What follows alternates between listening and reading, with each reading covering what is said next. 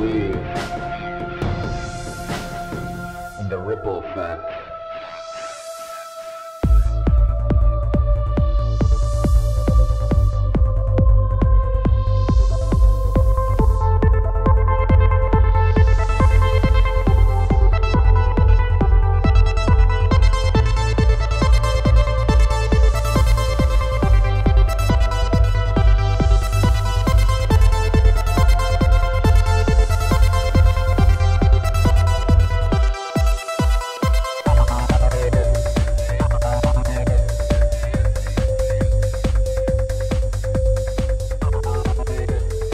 What's up? I'm back, finally, after a little bit of a hiatus. I'm always good for a couple little hiatuses. Busy time of year, holidays, kids, family. I had the stomach flu, which, FYI, hopefully you guys have some charcoal at home. Activated charcoal is great for stomach flu or for food poisoning or anything like that. So if anybody's going through that this time of year, I know there's shit going around. Always have some at home. It's great. And but today, amazing podcast. Thomas Drake, NSA Whistleblower. We had an amazing conversation. I've been trying to book him for a long time, and we've been going back and forth. And then he's busy. We find I think we're getting close, and then something comes up in his life or whatnot. So I'm just happy that I finally had him on, and I got to share his amazing story. If you guys aren't familiar with his story, you're about to be. And the first part of the podcast, he shares his story from beginning to end, all the struggles, all the sacrifices he made to expose basically how the NSA was spying on all of us. He did what Edward Snowden eventually also ended up doing. And if you guys aren't familiar with Thomas Drake's story, Edward Snowden has publicly said that Thomas Drake was a huge influence on himself, and one of the reasons why he came out publicly and did what he did to expose this, and also probably one of the reasons why he went to Russia, because he knew it wasn't safe to just go through the proper channels and think that you can just expose the government and they're just going to treat you well. So I won't get too much into his background because we talk about that on the podcast. Second part of the podcast, we talk. It's a typical Ripple Effect podcast conversation. We talk about everything and anything, current events, our personal opinions on what's going on in the world, some historical stuff and everything in between. So just got his opinions on some stuff and all that. So really fun conversation. Like I said, just a blast to talk to. His story is really amazing. A couple documentaries or videos that we suggested to watch in the episode, but I'll remind you now too, is a documentary called Silence, which he's in it, Thomas Drake, and also John Kiriakou, who's another whistleblower. He's a CIA whistleblower who's on my podcast. They follow their lives, show you the struggles they went through and what happened. Also another amazing documentary called United States of Secrets by PBS. I believe you can find it online for free. Check it out. It's amazing documentary, two-part documentary that really shows how the government knowingly knew what they were doing was unconstitutional. Amazing documentary. Also a debate between Glenn Greenwald and General Hayden. You can just Google Glenn Greenwald debates General Hayden or Glenn Greenwald debate, and it'll come up. I think it's called like the Monk debate. It's really good, really interesting. Another documentary, Terms and Conditions May Apply. And I think that's it. So thanks a lot, everybody who's been listening. Thanks everybody who deals with these little hiatuses of me disappearing for a little bit and coming back. I got a bunch of guests already booked. Hopefully with the holidays and all the craziness of the end of the work season. As you guys know, we have a little family-owned construction company, so now is a kind of a crazy time of year. But once it slows down in the winter, hopefully I get more shows out. The goal is to get at least a show a week, once the winter comes, at least for the winter months. So hopefully I'll be starting that next week or the following week and continue that. So look out for many more shows. Again, from the bottom of my heart, I really appreciate everybody who listens to the show, subscribes to our YouTube channel. You can find RV Theory 6, which is the name of our YouTube channel, or you can just search the Ripple Effect Podcast and you can find it. Go to the Ripple Effect podcast.com, and that also has all our audio. You can download it. It's on every podcast app, obviously, Google Play, everywhere. And download it, share it, sharing it and retweeting it. It's a simple thing that can go a long way, and you can help spread these conversations, these very important conversations. So so I think that's it for now. Subscribe to our YouTube channel, rate us, of course. Every podcaster tells you that. Rate the show. Our Patreon supporters, I haven't checked Patreon for a while, but I know there's only a handful of supporters. But for those people who are supporting us, I really, really appreciate it. The fact that anybody would help contribute to just me talking into a microphone in my basement is amazing and still mind-boggling. So I really appreciate it. And hopefully one day, the goal is to quit my shitty full-time job and to do this full-time, and you guys can listen to me full-time and hopefully get 1 or 2 episodes a week, every week. That would be the goal. So I'll keep working on that. But until then, just like many of you listeners, I'll just have to keep going to my crappy job and deal with a bunch of bullshit I don't enjoy dealing with. But at least we have these podcasts to help us get through it. So thanks again, guys. I'll see you on the next one. Hopefully everybody had a great holiday and continue having a great rest of the year. And I'll see you on the next show, which hopefully will be out soon. Peace.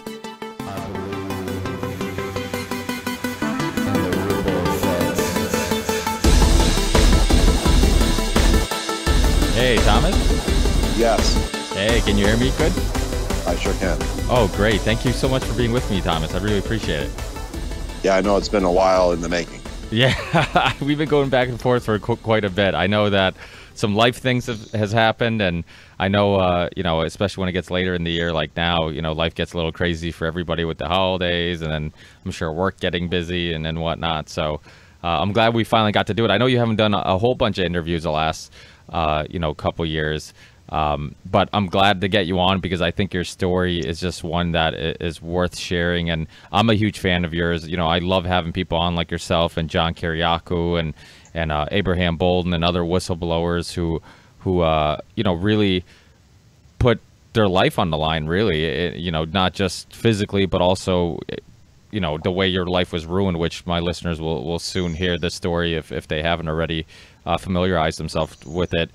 And just so much that you guys put on the line for doing what in your heart you believe is the right thing. And I think it's such a noble thing to do. And you know, my hats go off to you guys because, you know, I don't think you guys get enough credit for what you've done and really the sacrifices you've made to do it. And so, yeah, so thank you so much, Tom. No, I'm glad we're able to find the time today. Yeah, definitely. Well, I guess we might as well jump right in it. And for people who aren't so familiar with your background, and obviously some people, your name has been on 60 Minutes, and you've done tons of interviews all over the place, and people might be familiar with just you as an NSA whistleblower, but might not know the specifics or know your background. How did you get involved? And personally, you know, I guess I'm just curious myself. I know you grew up in Vermont. You're a East Coaster. You weren't born there, but you grew up in Vermont, right? Well, I was born in Louisiana. Father was an officer in the Air Force. And my youth, the early part of my youth was in Texas. And then once he retired from the military, he ended up several years later going to Vermont. So the rest of my youth I spent growing up in Vermont. Okay, yeah. And both those states were republics before they became states. Oh, really?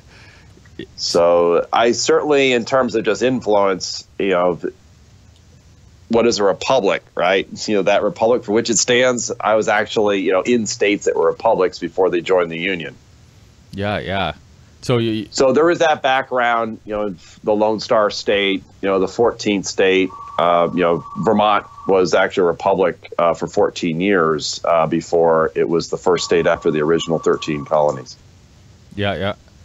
So I know that obviously you end up having some history with, you know, you also, your father was in the Air Force. You end up eventually joining the Air Force. Was this always kind of just a motivator of yours to kind of be involved with like public service or doing something that you felt was more fulfilling than just doing a regular full-time job? Well, I had a number of jobs for a few years after I graduated from high school, and it was a volunteer military. It was about 4 years after the end of Vietnam, and I joined as an enlisted aircrew member. And I went through all the training, including survival school and linguist school. Actually went out to the Defense Language Institute. And this is during, the latter years of the Cold War. And I ended up being a crypto linguist flying on board RC-135s out of England, RAF Mildenhall, England, listening in on the communications of the Warsaw Pact. And the country in which I specialized was East Germany. And, that brought me, into close, the close communication with the other side, as it were. Remember, this was the bipolar world. This was what had happened after the end of World War II, and spent a number of years over there, and then was in the States doing electronic warfare, which also had a worldwide mission, just a different use of my skill set.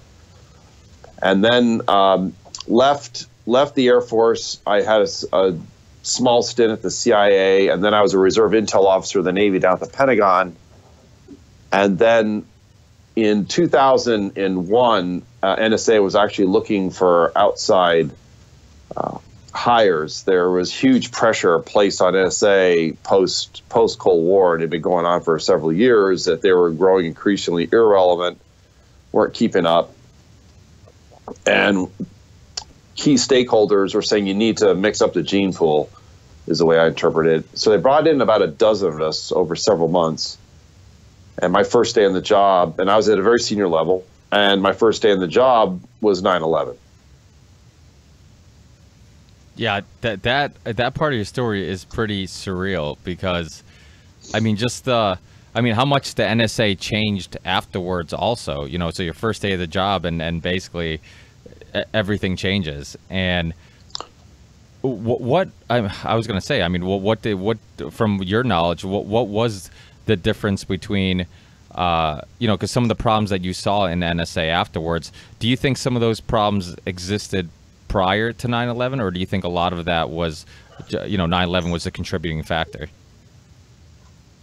Well, it's quite a history, and for me, and for those of us who remember 9/11, but particularly for me, given that was my first day reporting on the job. I actually started a couple weeks earlier, but I have to go through in processing, and I had to get my security clearance, and you take the oath to support and defend the Constitution, which I was doing for the fourth time. And little did I know, although the system had been blinking red, as George Tenet said, since '98 in terms of the threat profile from terrorists.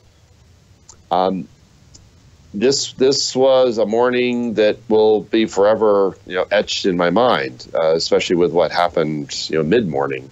And my life is, is certainly divided by what I call before 9/11 and after 9/11, because 9/11 triggered a whole lot of things. But it's important to note with your listeners that 9/11 just didn't happen. The circumstances that led to it, the problems with intelligence, and there was a number of failures, and NSA was actually central to the intelligence failure behind 9/11, are critical to understand how we would find ourselves in a situation we were quote unquote surprised. This was never supposed to happen.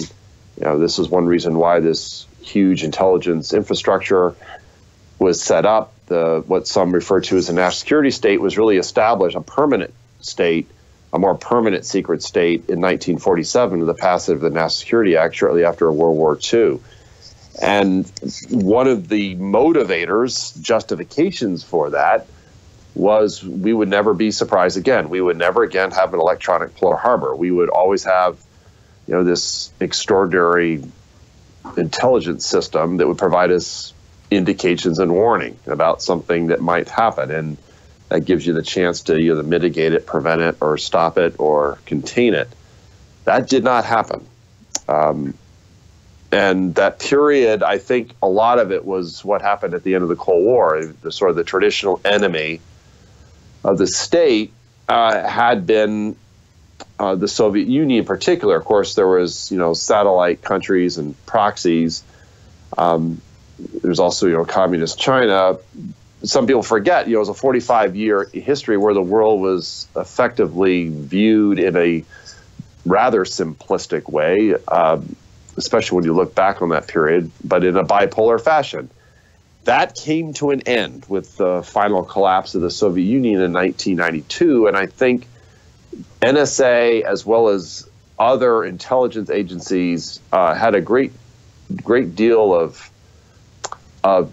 well, let's just say introspection, like, who are we now? You know, the enemy is no longer there.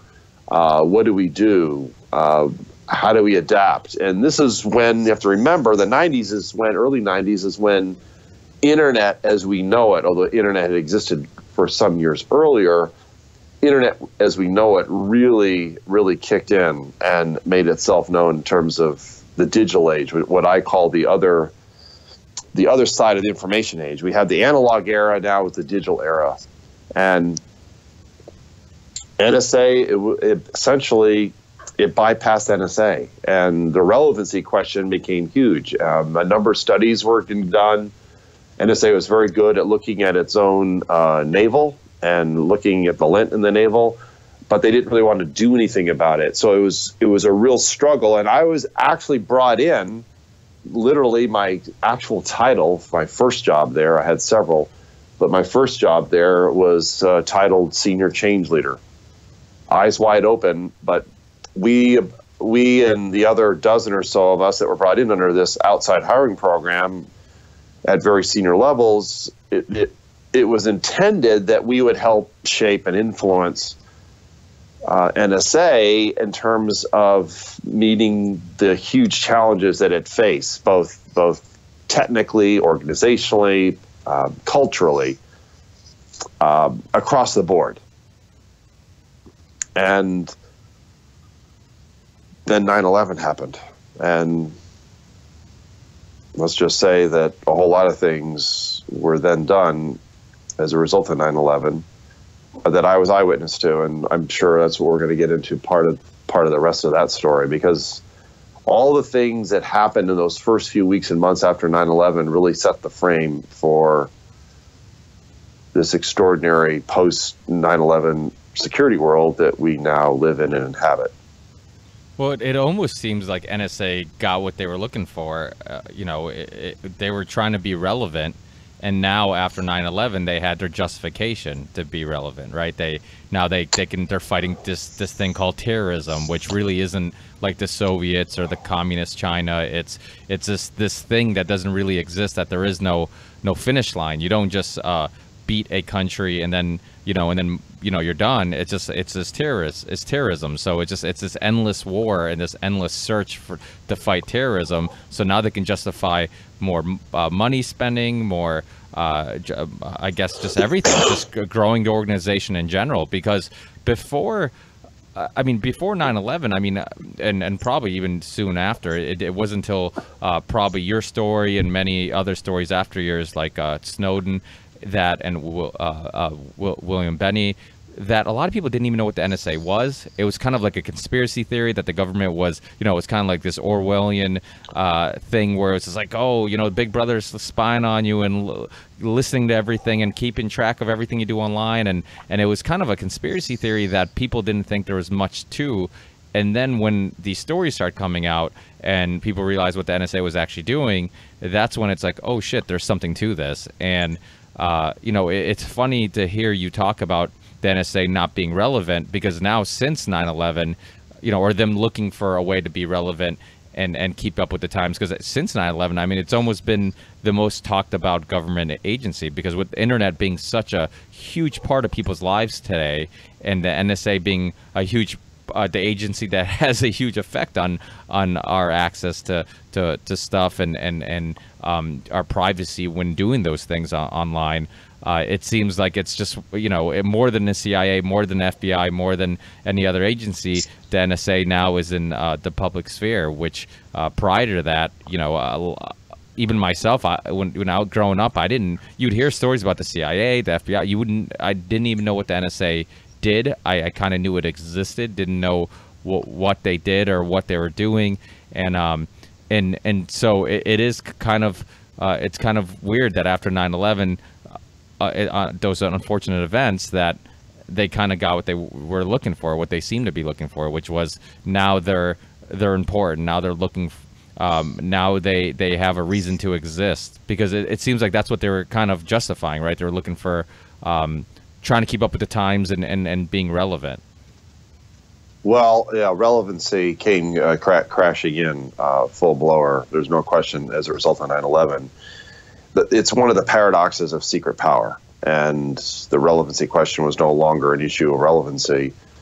In fact, when we're going around the campus, the main workforce, the people that do the real work on the front lines, knew that we had failed the nation. We had not kept people out of harm's way. People forget almost 300 foreign nationals were murdered that day, and with the rest of the Americans that lost their lives on that fateful day, it was close to 3,000. It was the largest single life on American soil since Pearl Harbor.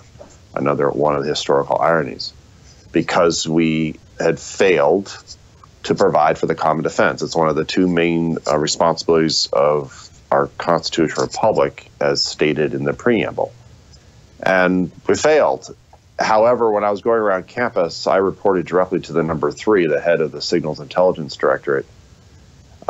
When asked about it was a failure, the response was no. And 9/11, this is a direct quote, 9/11 was a gift to the NSA. We're going to get all the money we want and then some.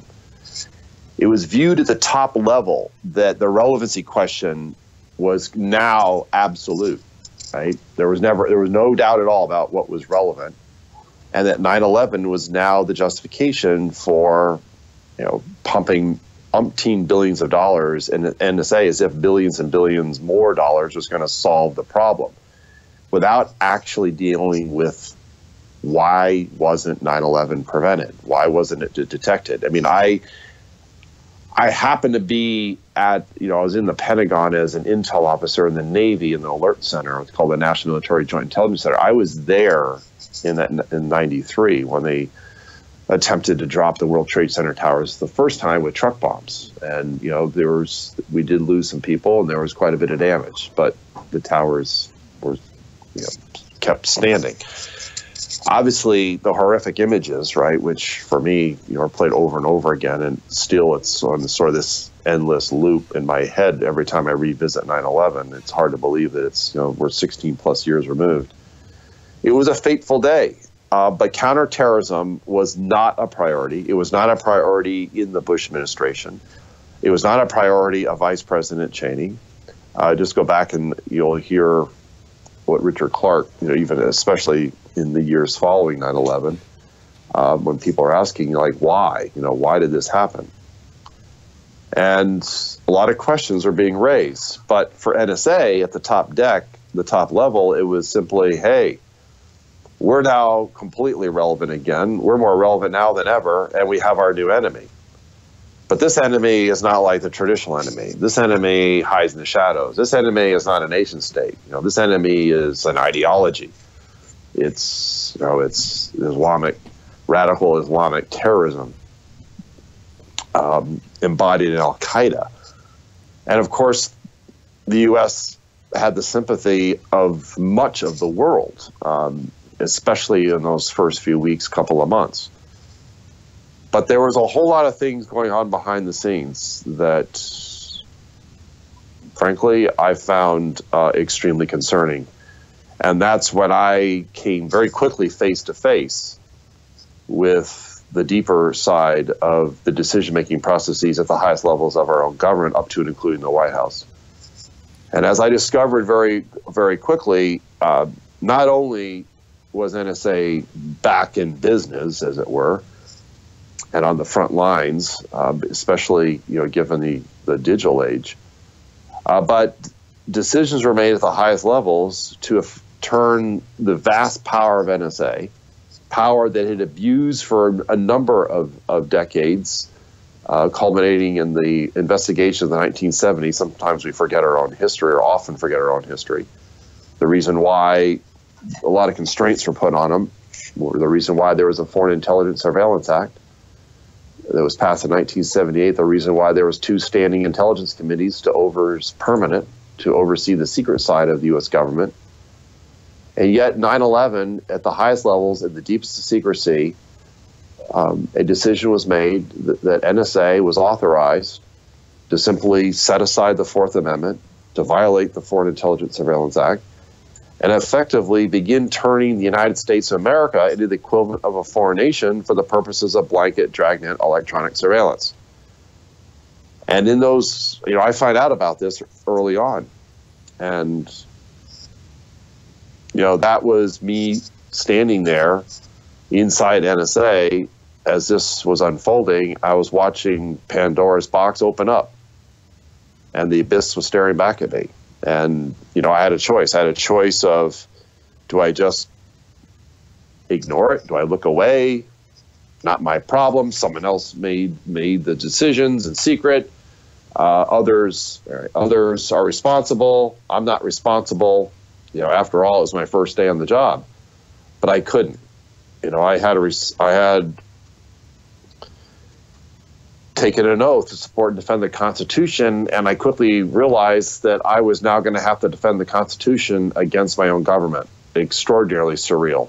It's still surreal even when I say that, because none of this was necessary. The going off the rails, as it were, or finding, as I was discovering, the United States was placing itself into another vehicle, which was an alien form of government. It was certainly not the constitutional republic that I had taken an oath 4 times to support and defend. And I saw unfold over those following weeks and months an extraordinarily vast surveillance apparatus quickly metastasize and grow by leaps and bounds, and seeing massive amounts of money being pumped into NSA over the next couple of years plus. Just extraordinary, effectively doubling its base budget from what it had been prior to 9/11. And so, yeah, NSA was back in business, but it was now had the authority to do what, on an extraordinary scale, that it had never actually been able to do before, nor would anybody ever imagine that they would be doing that, and in concert with certain telecommunication concerns. I knew that if I was going to confront NSA and the decisions that were made up to and from, we're talking about the highest level decisions, orders that were actually authorized by President Bush himself through Vice President Cheney. I knew that I was going to find myself in a very difficult place, and I started asking questions right away. I said, I remember within days, actually, when I was the first couple of weeks, finding out that the verbal authorization had already been given by the White House. I started asking hard questions because it was not necessary. The very best of American ingenuity innovation did not require us in secret to bypass the Constitution. It was not necessary. It simply wasn't. But a fateful decision was made that we just need the data. It didn't matter where the data was. So the failure, and this is sort of the grand irony here, set up a scenario where the failure itself was used as justification without calling it a failure for implementing a whole host of programs that clearly were not just questionable, but were ripe for massive fraud, waste, and abuse. And at the highest levels, NSA was now given the authority to collect data on U.S. networks. It was extraordinary. It still is to this day. And I think back on it, and this is back during a period where it was. You're talking about you're going outside the law. You're going extra constitutional. And it was really the ends justifies the means. I remember what I call my moment of truth. First week of October of 2001, where after having confronted my supervisor, I then confronted the lead attorney in the Office of General Counsel, NSA. And I said, "What are we doing? We're violating the Constitution. We're violating the FISA, the Foreign Intelligence Surveillance Act statute." And he said, "You don't understand. It's all been, the program that was referred to as the program. It was actually known as Stellar Wind. But the program is all, it's all been approved by the White House. And I remember as soon as he said that, I just was frozen. I just remember going back to the Nixon era, right? Where just because the White House approved it, that meant it was all legal. And that's what he said. He said, it's all legal. I knew it wasn't. And then he told me not to ask any more questions. I was a marked person at that point. There's no question that and subsequent retaliation began. However, there was others asking hard questions. I mean, there's a lot to the story, but just to summarize for your listeners, I became a material witness for 2 9/11 congressional investigations. And I provided them significant amounts, particularly the joint inquiry, the 9/11 joint inquiry, during most of 2002. And I remember, thousands of pages of documents, depositions, oral depositions. And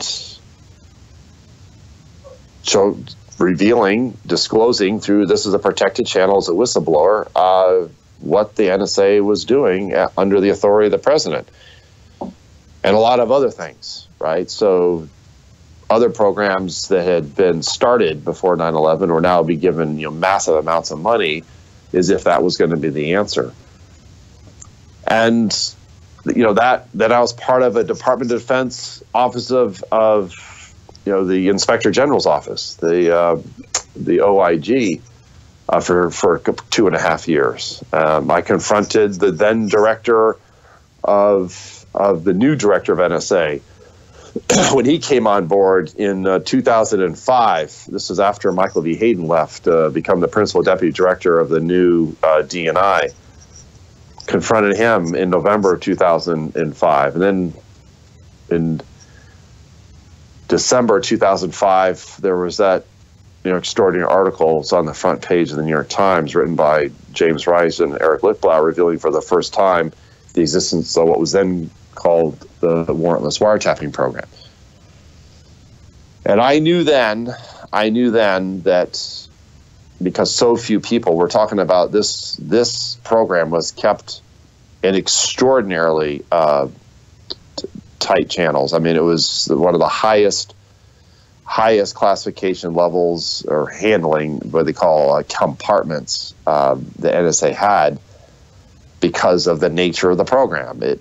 At this point, in the 2005, it had grown by leaps and bounds, and it was Stellar Wind had become an umbrella program under which there was all kinds of other programs, including programs, by the way, that were secretly surveilling media outlets and reporters and journalists, because obviously at the highest levels of the government, they're desperate to protect this program. They knew that all kinds of hard questions would be asked if it was ever revealed publicly. And in fact, the New York Times reporters had been forced to hold, the New York Times, in fact, had withheld publication for the 14 months prior, which takes us back before the 2004 elections. But that's the what ifs of history.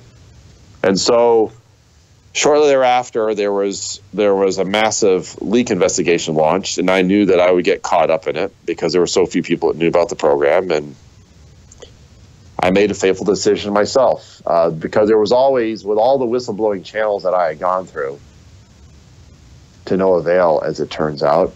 This program was the centerpiece program for the global war on terrorism when it came to the cyber. It was later, became the cyber side of it.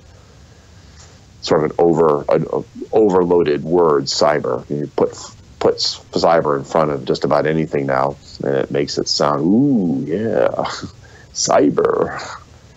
I made a fateful decision. I decided that what was at stake was so great that I was willing to risk the rest of my own life if that was necessary. I was well aware of the risks. I was intimately familiar with what had happened to Daniel Ellsberg.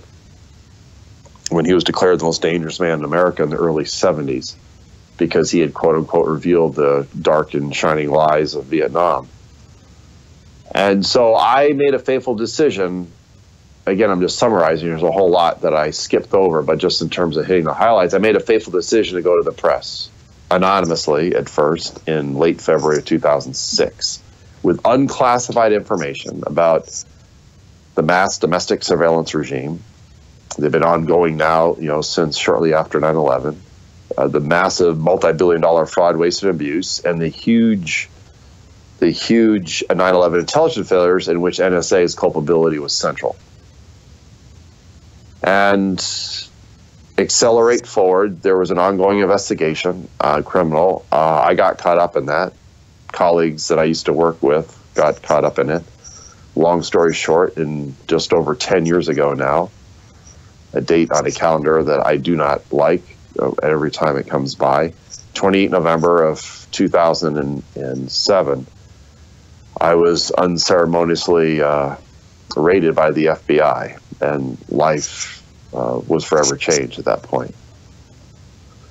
So I might give pause for right now if you want to ask me anything just as a transition, but that really became the point at which, under Bush, a number of people had been investigated.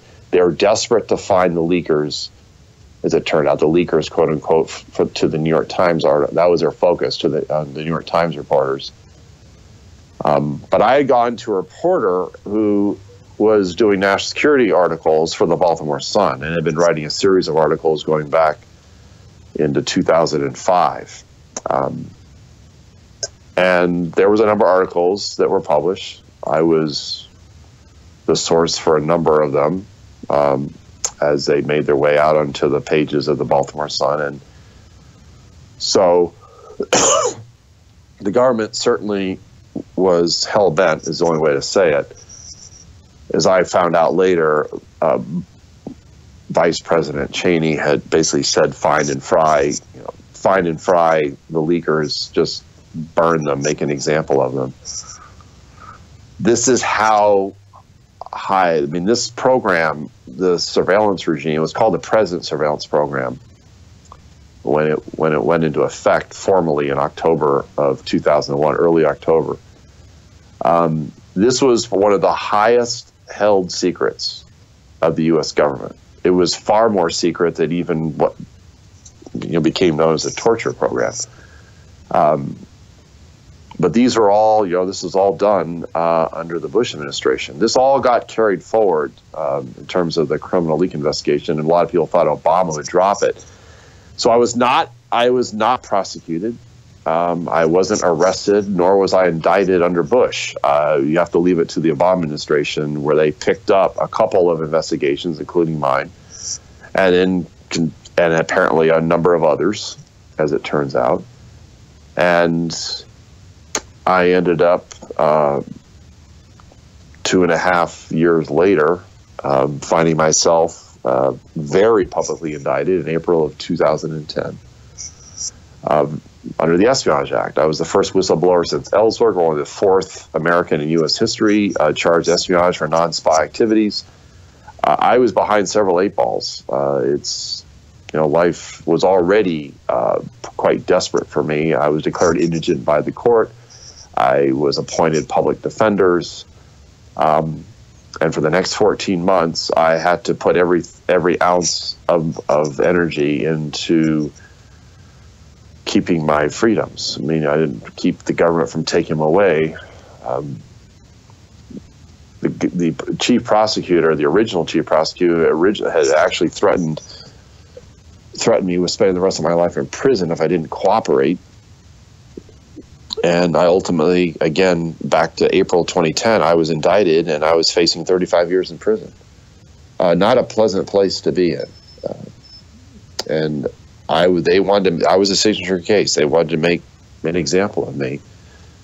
Really send a chilling message, and also put the media, put the press, and even the First Amendment, right, in their gun sights, because that was clearly what was happening. Is it wasn't just a matter of burning sources and making them pay, but it was also a huge warning to those in the press who would publish anything coming from, a truth teller whistleblower. So that's where I found myself, and 14 months. It was quite an ordeal, dealing with the criminal case. I found myself facing trial, and it took a number of months to begin turning public opinion around, because I knew I'd have to find a way to influence the court of public opinion, because that's where the public interest lies. I mean, how do you, I mean, it's not every day an American gets charged with espionage. I mean, I had family members. I mean, I still have to, deal with the aftermath, even after several years removed, where it's like, they charge you with espionage? I mean, that's a pretty serious charge. You must have done something. So a lot of people had given Obama like his due, including organizations you would think would have become my natural allies, like the ACLU and others, but they didn't. The only person who actually filed a friend of the court brief was Jesslyn Radak, and now with Expose Facts and Whisper, Whistleblower and Source Protection Program. No one else came to my defense. The good news is, and this, I credit her for this completely, she became my voice when I had none. There was an article published in the New Yorker by Jane Mayer. It was a long-form piece, 10,000 words. It went into great detail about why was the government turning me into an enemy of the state. It was The Secret Share. And then shortly thereafter, I was interviewed by Scott Pelley, then the senior correspondent with 60 Minutes. He had just found out that he was going to be taking over in June for Katie Couric as the anchor for the CBS Evening News. And I had previously, the month, that was in May 22nd, article in New Yorker had come out about a week earlier. And in April, I was awarded the Truth-Telling Prize, the Ridenhour Truth-Telling Prize. For 2011. So the media attention, even mainstream media attention, became white hot as to what was my fate. Would I end up going to trial? Ellsberg was going to fly out from the West Coast and stand on the courthouse steps in downtown Baltimore, the Federal District Courthouse in Baltimore, off Lombard Street, and talk about why what was going on inside the courtroom was so critical to the fate of the nation and the future of liberty and freedom, because he well knew that what he had faced in the early 70s, and that was a two-year ordeal for him. He was facing 115 years in prison. Then they tossed it for prosecutorial misconduct, the judge did in the case. In my case, I was facing 35 years, and even if I was nicked on just one or two charges, I could still find myself in prison for many, many years, even upwards of 10 to 20 years plus. So it was not a pleasant prospect, but I was prepared to go there if I needed to. And fortunately, my public defenders and others who came to assist on the criminal defense side, and then the extraordinary defense of Jesslyn Radak in the Court of Public Opinion, who served as my whistleblower advocate, and for media outreach, was able to turn the tide. And on my terms, they dropped all the 10 felony counts, and I pled out to literally on the eve of trial, the day before. In terms of the schedule, it was the previous Thursday. I was scheduled to go to trial on the 13th, which was actually, ironically enough, the 40th anniversary to the date of the publication of the Pentagon Papers. Again, just quite ironic when I think about just the history, kind of the juxtaposition of history. And I went free. I pled out to a minor misdemeanor for exceeding authorized use of a government computer under the Computer Fraud and Abuse Act, having nothing to do with classified information. It was actually in court, both sides acknowledged that anything I had given the press and that was published was unclassified. They were not able to demonstrate that I had actually committed espionage. And so I went free. It was an extraordinary moment. I can't even begin to tell you what it means to be free, because I didn't end up in prison. So I'm the only person, it's important for your listeners to know, and this is still extraordinary after all these years, in relationship to the mass surveillance regime, I'm the only person that was criminally investigated, indicted, ended up being convicted and sentenced. No one else has, and why? Because I dared to expose the truth. I dared speak truth to and about power. So by disclosing a state crime, it became a crime of state. It's still, again, I keep using the word surreal, because all I was doing was upholding the oath that I had taken to support and defend the Constitution. In the end, as I said on the courthouse steps, there was a third branch of government. If you go back to the July 15th pro forma sentencing, the judge took the government to task. This is an extraordinary, just extraordinary language that the judge used, just dressing down the prosecution, and basically telling him, go back to, the Department of Justice, and, why did you put Mr. Drake and his family through hell? It doesn't pass the smell test. We don't do this to an American. Why did it take you so long to even, bring an indictment? He knew that it had been a travesty of justice. And one of the another irony is, what was my sentence? Because it was agreed to. My sentence was 240 hours of community service, 1 year probation. I was referred to the Fort Detrick, right outside of Frederick, Maryland.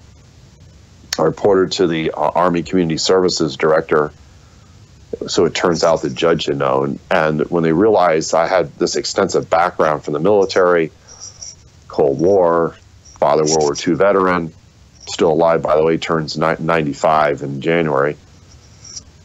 They said, how would you like to interview veterans from World War II to the present day? And so I ended up, over the next 8 months, it was actually September to May, interviewing about 3.5 veterans from World War II to the present day. Korea, Vietnam, other conflicts, including Iraq and Afghanistan. Extraordinary interviews. It's for the Library of Congress's Veterans History Project. That was my sentence. And so, here I am, 5 years later, waking up every morning pinching myself because I'm free. But I also saw all the others that ended up being charged and indicted, and Chelsea Manning and John Kiriakou and Kim and others, Jeffrey Sterling, who's still in prison out in Colorado. So there's a lot at stake in terms of what has happened, and all of this. You look back to 9/11 under Bush, it was handed off to Obama, and then it's now been handed off to Trump.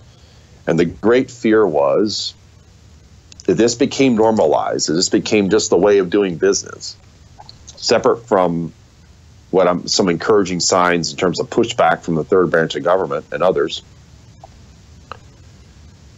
That the great fear was always something like Trump. And sure enough, we have Trump in power, and it is its own interesting paradox in terms of politics and the history of our country, that he was considered an outsider, but was very much, a product of America. Is now president of the United States, and he's declared at least parts of the media, especially mainstream media, to be an enemy of the people. And this was the great fear, this unraveling of the heart of our own special form of democracy, that we would find ourselves drifting more and more toward a more autocratic, or it's sort of an autocratic form of democracy, almost inverted democracy, that the shape and form on the outside would look like it was democracy, but it was increasingly leaning more toward authoritarianism and control. And one of the great things, you know, when I say one of the great things that's been consistent since 9/11 is the keep invoking national security. You know, don't you want to feel safe? Of course everyone wants to feel safe, but that fear thing, fear is a form of social control, especially from those in power. And yet those who have dared to stand up, those who have dared to speak truth to that power, especially the abuses of power, find themselves in the crosshairs of that same power. And I can tell you, there's too many people that that were associated with me that were unceremoniously visited and questioned and interrogated simply because they knew me. It's not pleasant. I've already lived sort of this Orwellian, Huxleyan future, and the sacrifice, at a very high price. The sacrifices, they were willing to sacrifice me for the sake of national security. That was what they were protecting.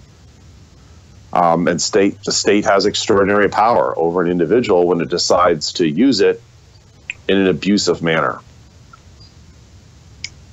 So that's in summary form what happened to me, and I spent a lot of time and a lot of fun panels and students who were barely 5-6 years old when 9/11 happened. They're now college age and get invited to conferences and speak on different radio shows and podcasts and whatnot, just talking about all this, because this intersects so much of what is central to the issues of our day. And that's rights and freedom and liberty and surveillance and secrecy and privacy. And, what does it mean for society at large? And what future do we want to keep? And how precious are those inalienable rights? Life, liberty, and the pursuit of happiness, something I've dedicated the rest of my life to defending as a result of what happened to me. They're extraordinarily precious. And having been on the receiving end of a multi-year, multi-million-dollar criminal investigation, subsequent prosecution, and indictment, I know what that's like. It's not pleasant at all. My own personal and professional life was utterly shattered. Massive debt. I was 5.5 years from a government retirement. That's all gone. I'm still digging out from the debt that I incurred from having to pay, criminal defense attorneys for the first 2 years before I was actually indicted. Jocelyn Radak and her deputy provided probably well over $500,000 in free legal aid. I simply didn't have any money. And the irony, of course, is the public defenders defending me, before the judge, with the other side being the government prosecution team. They're paid out of American taxpayer monies from the Department of Justice. But I was able to prevail. But I'm well aware others in similar or equivalent circumstances, even if the context and even the content was different, have not fared so well, right? So, I was able to remain free, although my freedom was severely curtailed during the period in which, from the time I was indicted until I went free. So it's been quite an ordeal, but it was never about me. It was always about that the long arc of the universe does bend toward justice and mercy, as I like to add. I was just standing on it with some others, just jumping up and down, helping it bend toward justice and mercy. And that's really all I was doing. And I would not break faith or fidelity with the oath I had taken to support and defend the Constitution. That grand experiment of a piece of paper that was hammered out in secret that long, hot summer in Philadelphia, in 1787, and it went out to the original 13 states for ratification, and they came back and said, yeah, we'll sign it, but there's no Bill of Rights. So it took another 2 years to add the first 10 amendments. And here we are, right? It's 2017, and yeah, I think it's an open question. Can the Grant experiment endure? The trend lines are problematic. The trend lines are troubling. But if I didn't think there was hope, because I can come all the way back around again. Remember, I said I was staring into Pandora's box, the secret box, right after 9/11. After all the Furies escaped, at least in the Greek myth, guess what lies at the bottom? Hope. In fact, if you go out to my Twitter profile, you'll see I've got a box that represents Pandora's box. It's open, and at the bottom, I've inscribed hope.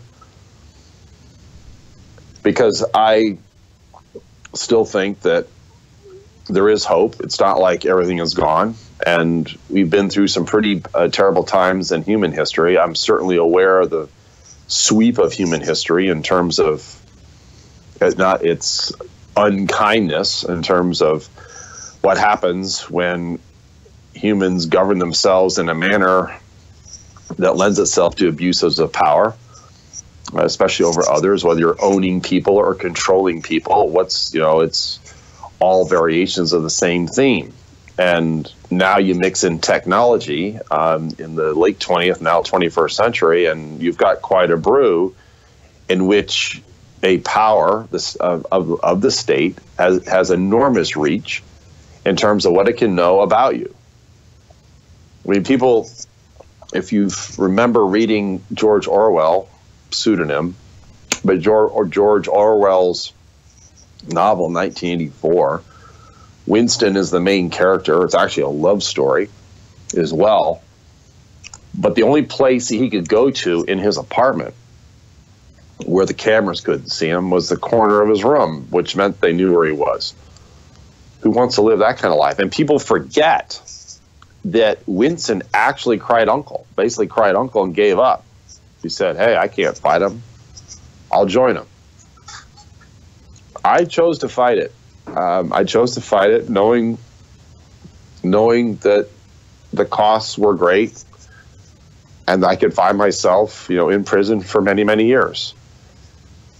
But I knew that if I went to prison, it would set an extraordinarily dangerous precedent for all others who followed. Because clearly, as my case unwound, first quite, very off the public record, but increasingly, and this again, Justin Radak behind and in front of the scenes, doing everything he could to bring to light what this case was really all about. That it was a war on whistleblowing and truth-telling. It was also an attack on the First Amendment, all under Obama, no less. Not under Bush, but now under Obama. That there was a much larger future at stake. And that was able to prevail. But I was well aware, as this unwound itself over the intervening 14 months from the time I was indicted until I went free, a whole number of other people got caught up as well, and were being charged with espionage. So then you go forward after my case to Ed Snowden several years later. And as it turns out, he had seen all that had happened to me and others, recognized that going through channels really were exposure channels, and given the enormity of what it turned out he ultimately provided journalists, he knew he was going to have to leave the country. I don't think there was any doubt about that he would have been thrown so deep into the prison system that even lawyers would have had, if he had remained in the United States, would have had great difficulty even getting to him. And so he was willing, if he didn't think he had any guarantees either. So he had to leave the United States. And now, he finds himself basically exiled in Russia. He had no intent on going to Russia, or let alone staying in Russia. They ultimately offered him asylum, temporary asylum. guy has temporary residency. So here we are. I mean, and all the others in between. And I find myself, as I did a couple of days ago, because that was the anniversary of the FBI raiding, on a very personal level, raiding my house, tearing it apart to find anything and everything they could to use against me, and did. The irony, of course, is that what they took was, in whole or in part, unclassified information that I had given official investigators, okay? Some of which I had provided to a reporter. But I was actually, interestingly enough, I was actually charged with retention for the purposes of disclosure. But I prevailed against the government, and I recognize that doesn't happen very often. Ellsberg knew how critical it was. It was a huge victory.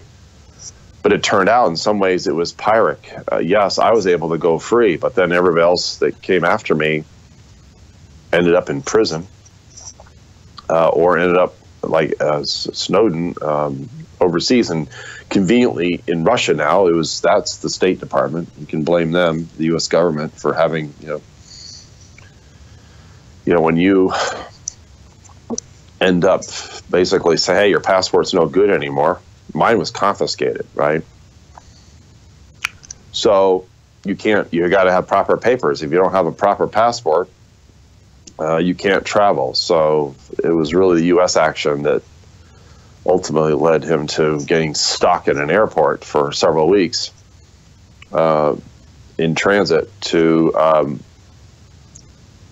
Central South America. So here we are. We're back to the future again, and I find myself. You sort of ponder the imponderables of life and governance and our human condition. I'm the first to admit that it's not always pleasant, but. Yeah. We're talking about it, aren't we? Yeah, I think your story is so important. I mean, you were like you mentioned, you were a huge influence to a lot of people who came after you. Even Edward Snowden, who spoke about it in an interview, I believe, with Al Jazeera, and it's just I think your stories are so important because it's easy just to hear about it and hear about somebody's life being ruined. But when you actually hear about financially, I mean, your personal life, your relationships with your friends and family, I mean, all this stuff was sacrificed to do what, I mean, you weren't just doing it for yourself, you're doing it for every person who lives in this country and every whistleblower who came after you, and to expose this injustice. And it really makes a lot of people like myself put myself in your shoes and think about, like, would I have the balls, would I have the courage, would I be able to put that much on the line? We like to believe we could, but when you're there, when you're actually there and you have to make those decisions, when you can live this cozy life, like yourself, like Snowden, and make decent money and live a very a good life, and then throw that all away to expose this injustice. I mean, I'm sure there's a lot of people listening who would probably doubt that they'd be able to make that decision. So I think it's amazing that when you hear stories like this, I think it's amazing, and I can't thank you enough for doing what you did, because it is so important. I mean, I wanted your opinions also on the thing is, I think one thing before I go on to what I was getting to, one thing that you did talk about, which I think is really important for people to understand too, is that this happened during the Obama administration or the Bush administration, and overlapped into Obama administration, and all parties involved are guilty. And I obviously you really know your history, and I think people who listen to the show, hopefully they know a little bit about history too, and it doesn't matter who's in power, if it's Republican or Democrat. Governments are going to try to stay in power. They're going to do whatever it takes to have maximum power, it seems. And it doesn't, these ideologies that we like to believe that it's Republicans and Democrats, blue against red and all this stuff. I think when it comes down to foreign policy, when it comes down to, federal funding, I mean, they're all on the same page, and it doesn't really matter all these little specifics, these little minor details on gay marriage or having a third bathroom or Christianity or all these things that get us all fighting among each other, while they're just constantly creating more wars and getting in more conflicts just to justify the military-industrial complex. And I think that, when we do get caught up in all this, ridiculous argument about, are you for Trump, anti-Trump, or all this stuff, we kind of lose what's really going on, and we lose track of what's really happening. And I think that's probably one of the reasons why Bernie Sanders and Trump did well, was because people just, I think it got to a point where people are finally realizing that it doesn't matter if there's a D or a R next to their name. If it's one or the other, we're just gonna get more of the same. And I think, seeing how much you know about history, I mean, it's really important for us to not have awful long-term memory and to remember that we just keep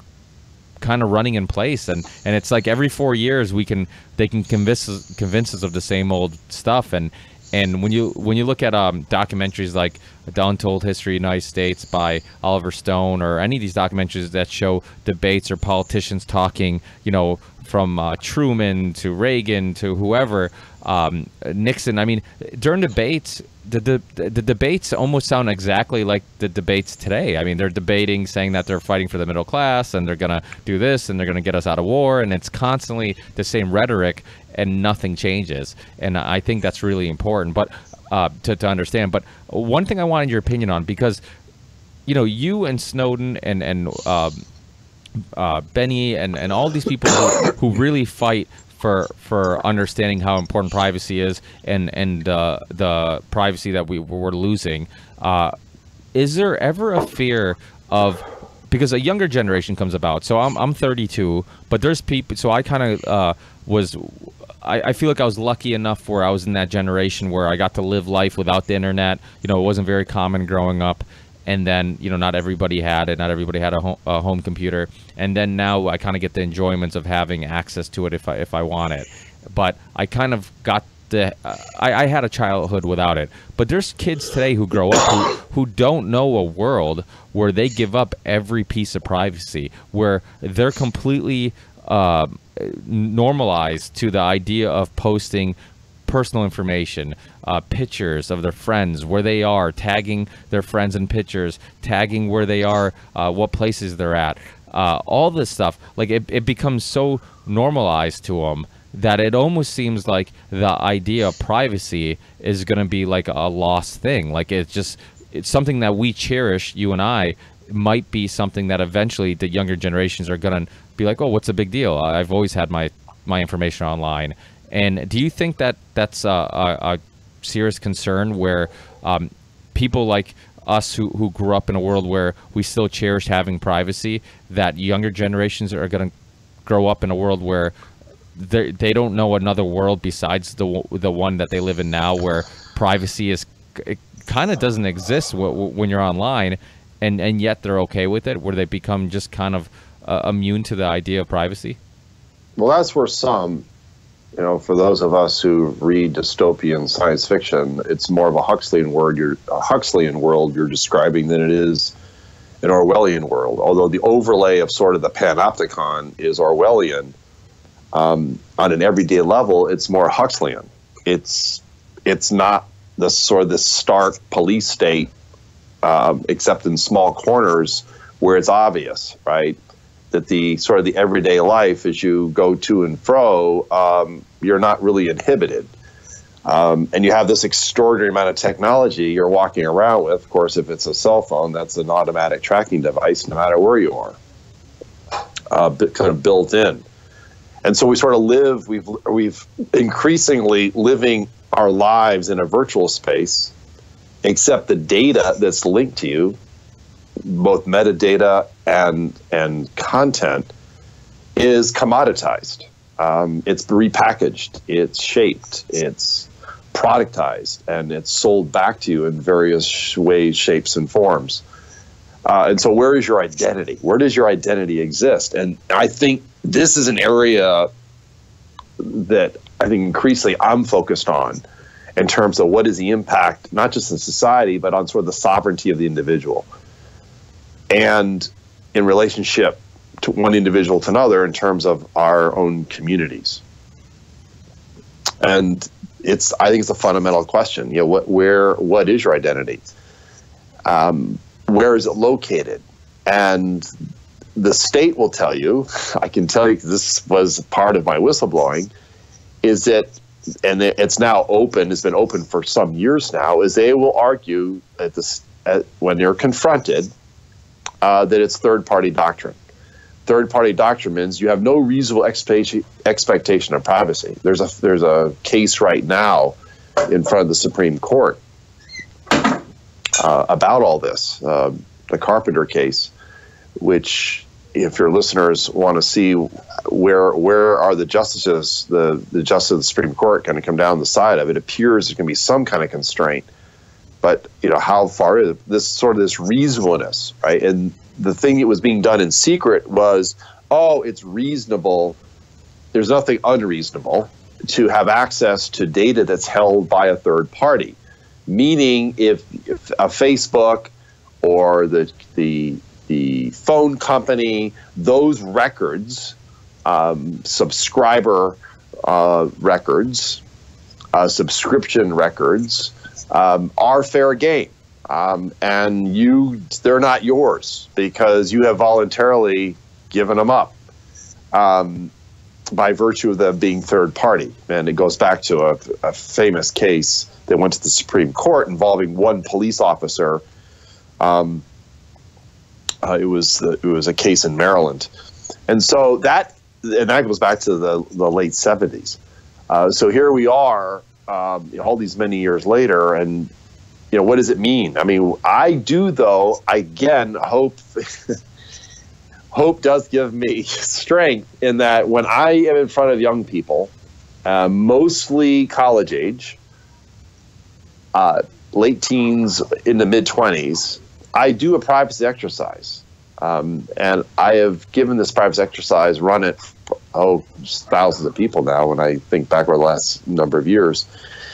And no one to date, when I run this exercise, and it comes down to what's your identity and what is it that makes you you, have said yes, except one person, older gentleman who was being cute, said maybe. The centerpiece of the exercise is we're consenting adults and you are willing to give me all of your private information. And I'll put into a really strong lockbox. But only I have the key. But I'm going to keep it for you for safekeeping.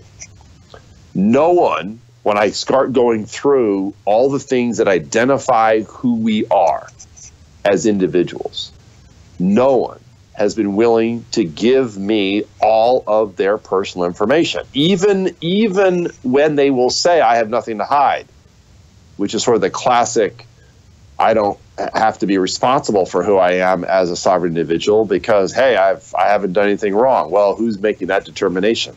History's not kind when it comes to who's making that determination as to whether you are the wrong kind, sort of like the Star Wars in the cantina scene. We don't serve your kind here.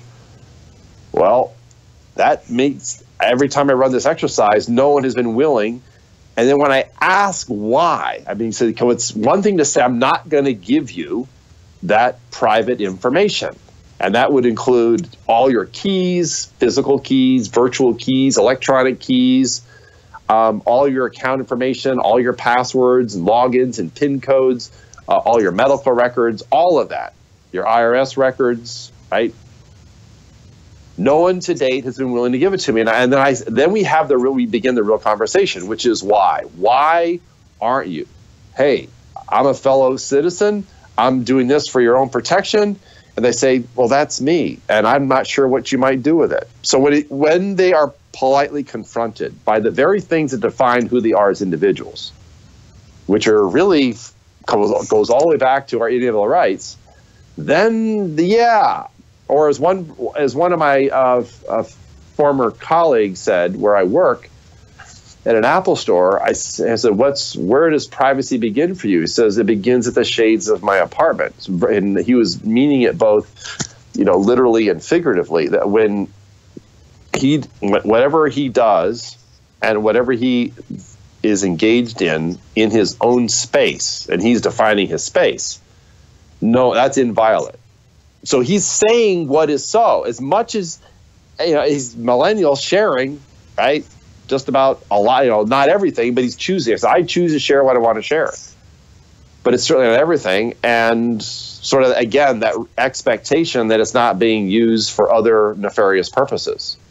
The kicker is, with what I, was confronted by after 9/11, is this was extraordinary power, where there was no opt-in proviso, where in essence the public had a chance to say, hey, do I get to have a say in this? Do I get to check a box that says terms and conditions as a citizen allows you, government, to access everything there is to know about me at any time, anywhere, at any place, just in case I might be suspicious, or you just need it to connect the dots? Because that's been the argument. The third-party doctrine writ large, which really means it's these gross writs of assistance, which are general warrants, which are absolutely forbidden under our form of a constitutional republic. That's effectively what it's become. It's like, hey, if you've done nothing wrong and it's third party, it's held by somebody else, then it's fair game. But we're not going to tell you about it, and we're certainly not going to tell you what we're all doing with it. Except that means it's the haystack principle. You are saying that you need access to everything there is to know about anybody at any time across any network. And I will say parenthetically, in part, secret partnerships with a number of different companies, by hook or by crook, whether it's open or less open, right? In some cases, highly secret arrangements between certain companies in the U.S. government and others, or through other cutouts like other foreign intelligence agencies of friendly countries.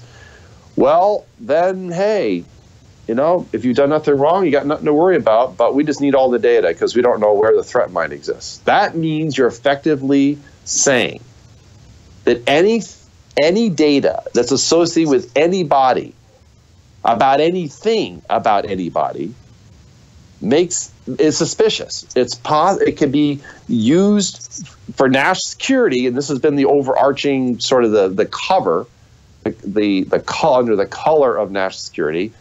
Is that justifies our need to access it, because we don't know what data we don't know about until we have access to it. So we just need more data, as if that's the answer.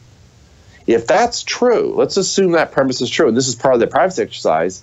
That means anything about you is potentially the needle in the haystack, the thing that the claim that is made by the powers of state that they need is to find the needle in the haystack. Why do you need to fill up all the barns and make more barns that hold the hay and then just have buried needles in them? Because effectively what you're doing is you're turning every straw into a needle, which means how do I find the real needles? I'm going to have many, many false needles. And this has been the siren call of surveillance. Is that it's an insatiable need for more and more data. Can't get enough. You effectively become addicted to it. You want to be mainlining data till kingdom come, because you never know where you might need data from. So here's this is Tolkien. If you go back to Lord of the Rings, right, and Sauron, I mean it's sort of the all-seeing eye principle in practice, right? It's like, wow. So, and yet we're sovereign, right? We're sovereign human beings. And so the question is, to me, the standing question of the day is, are our freedoms and liberties? Because once they're eroded, once they're taken away, it becomes extremely difficult to claw them back or to retrieve them once taken. So is it the responsibility of every generation? Well, yeah, I mean, but I do have, faith in the people. I haven't given up. I have people, I will tell you, in my network who just say, why bother, Tom? You know, the platform's on fire, let it burn. We'll just watch it on TV, right? Eat, drink, and be merry. I can't do that. I just can't. There's just too much at stake. I'm well aware my own family history and the foundations of our own country, which, yeah, we're not a perfect country by any means, nor is our beginnings perfect. We kicked a lot of cans down the road, right? Had a civil war, almost shredded the country in two. Heck, women didn't have the right to vote until well into the 20th century. What does that say, right? So here we are in the 21st century, and it fundamentally comes down to what kind of future do you want to keep as a people? I find myself having to continue to ask and have conversations about what's at the heart of the human experience. Is that worth protecting? I think it is. And so I continue to remain quite public about all this as a result. And I continue to stand and walk forward along that arc of history and just help it bend a little bit closer. I think that when you do that privacy experiment, I think when you do talk to people and you say, hey, would you be okay with me taking every piece of mail that goes in your mailbox, make a photocopy of it, and put it back in your mailbox? People would say, absolutely not. That's not okay. And I think when you talk, when you ask, hey, can I get your password for your email? Can I get your Facebook and Twitter password and Instagram password and all this stuff? If you have nothing to hide, what's the big deal? I think when you put it like that, it definitely, I think people realize what they're giving up. But I think it's like that boiling frog. It's they slowly start warming up, and next thing you know, you've kind of, because it doesn't happen quickly, it happens slowly. So little by little, we first the idea of online banking. I remember online banking. I remember my mother saying, "Oh, nobody's going to do online banking because people are going to be afraid of getting their their money stolen and whatnot."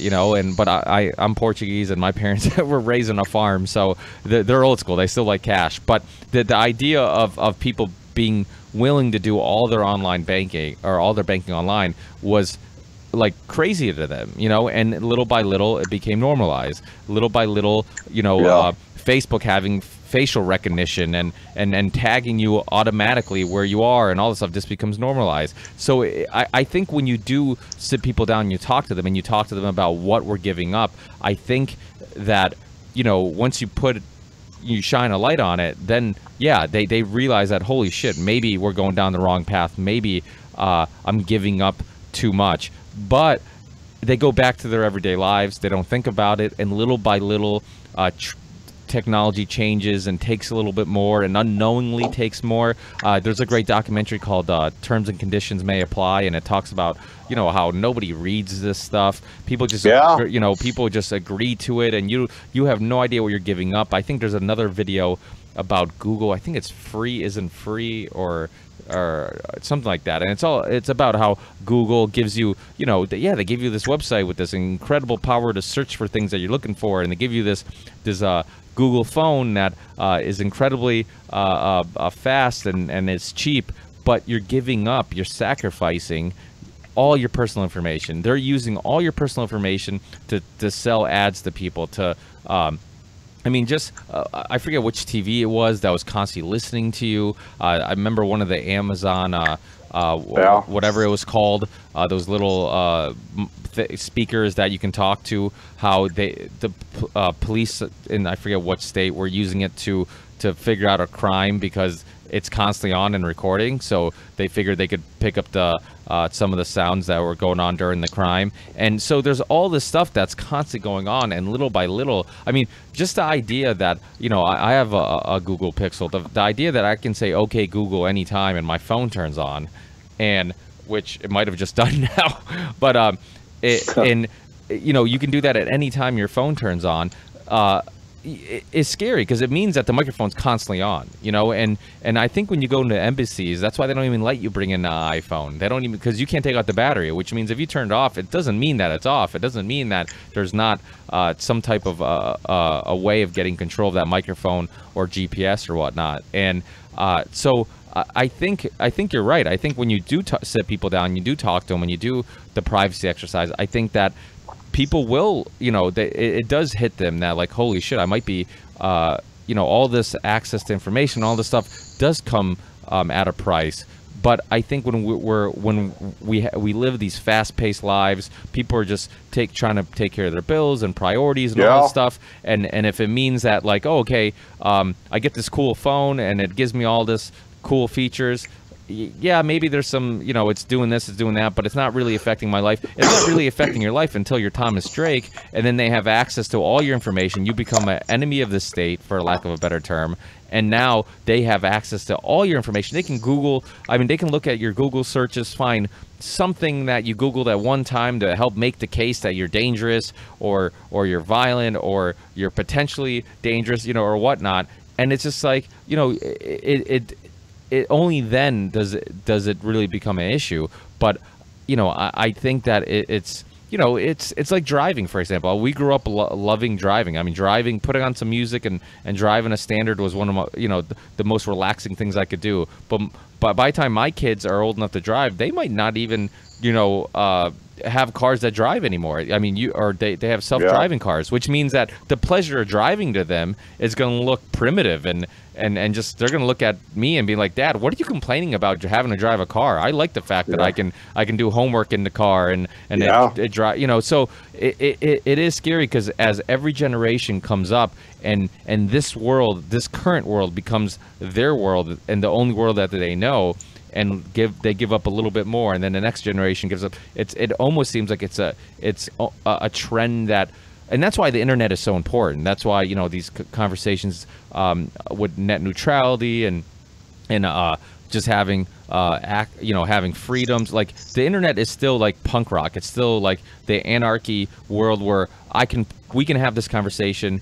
You and I can talk about whatever we want. I can put it online, and there's no censorship for the time being, and we can talk about whatever controversial issues or topics we'd like, and have any controversial opinions we'd like, and share with the world, and people can go online and they can find it and look up anything. And that's why the internet is such a powerful tool, and it's so important to still have this freedom online where we can do those things. Because, you know, when all this fake news bullshit was going on, and when, you know, it's like, who's going to decide what's fake news? You know, it's during the election or during any election, every issue has two sides to it. You know, the Democrat says that the Republicans are swaying this topic this way. The Republicans say that the Democrats. So it's like there's no issue is you know, there's well, at least many issues, there's not absolute factual answer to it. There's a lot of, you know, gray area.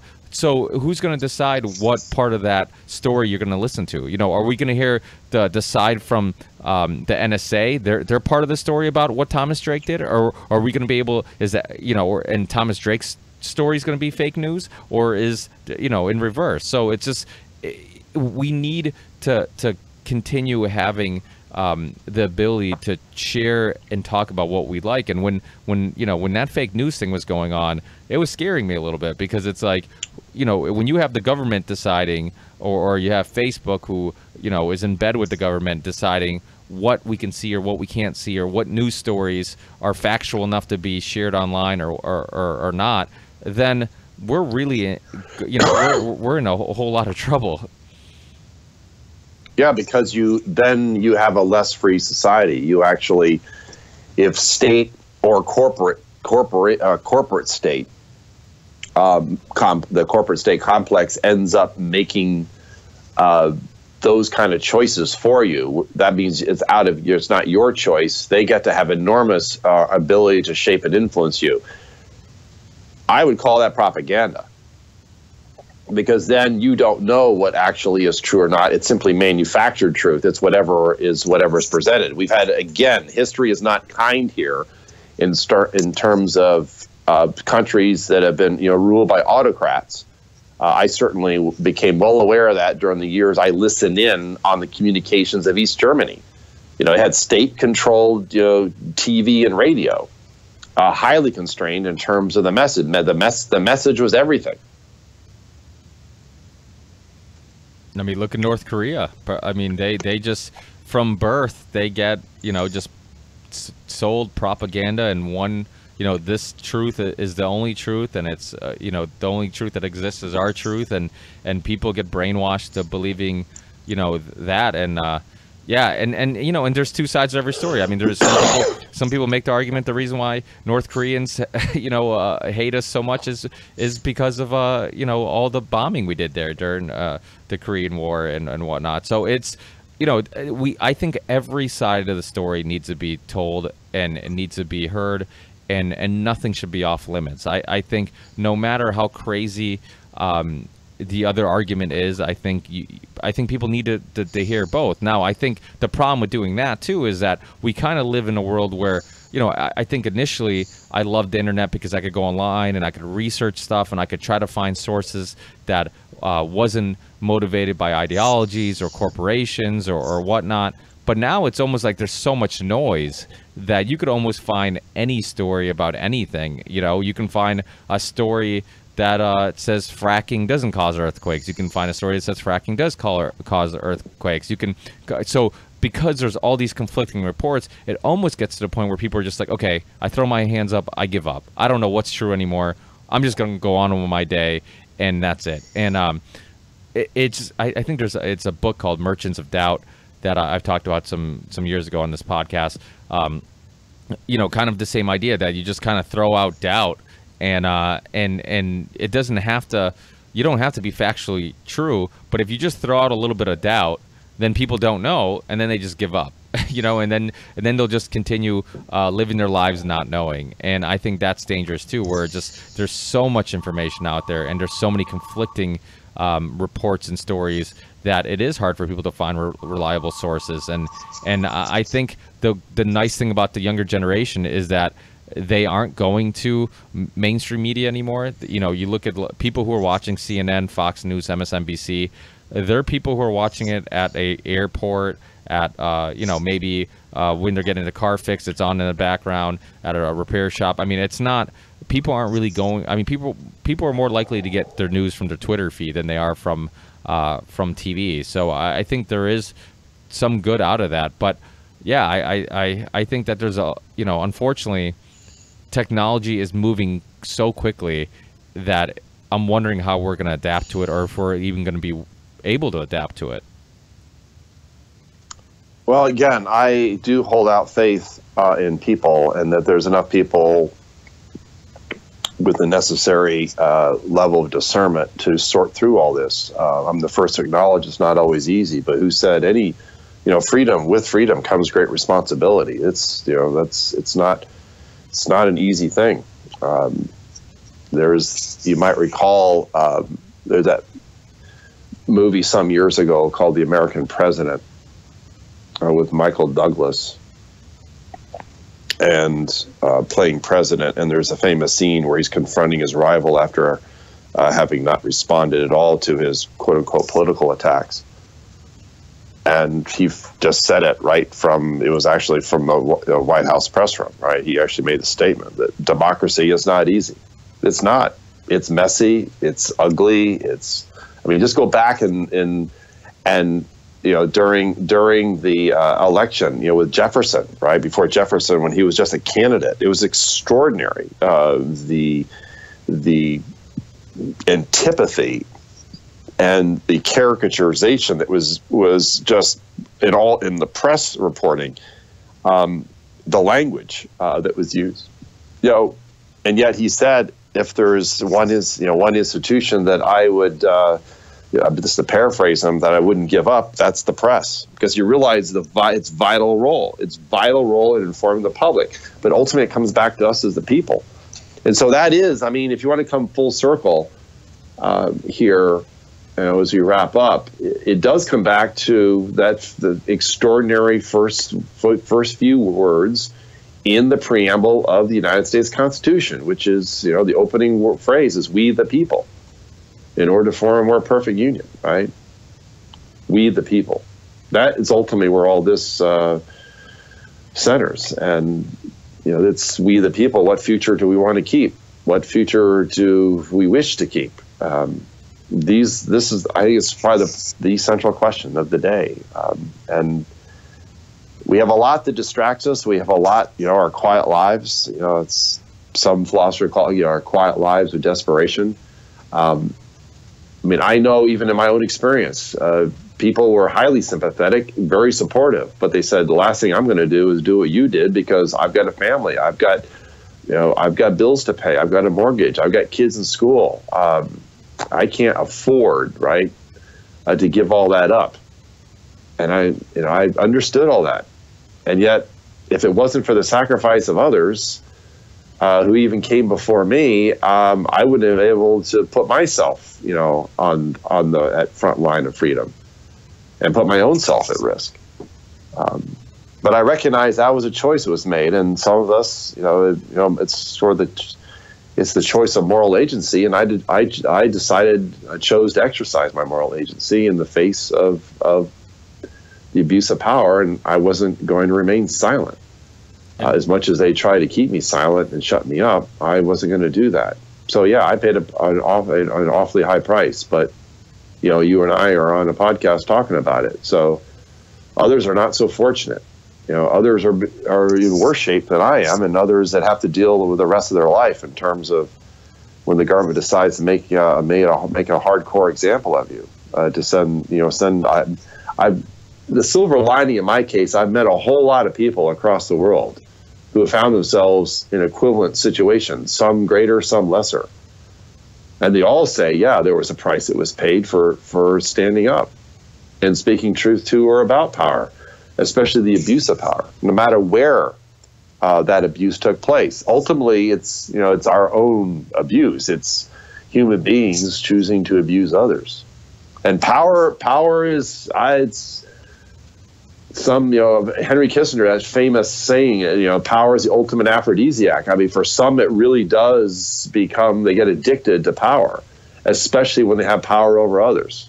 That's where I think Lord Acton is probably right, that power does tend to corrupt. Doesn't mean it will, but it tends to. And the problem is that when you're in power, is you tend to exercise great irresponsibility when it comes to that power.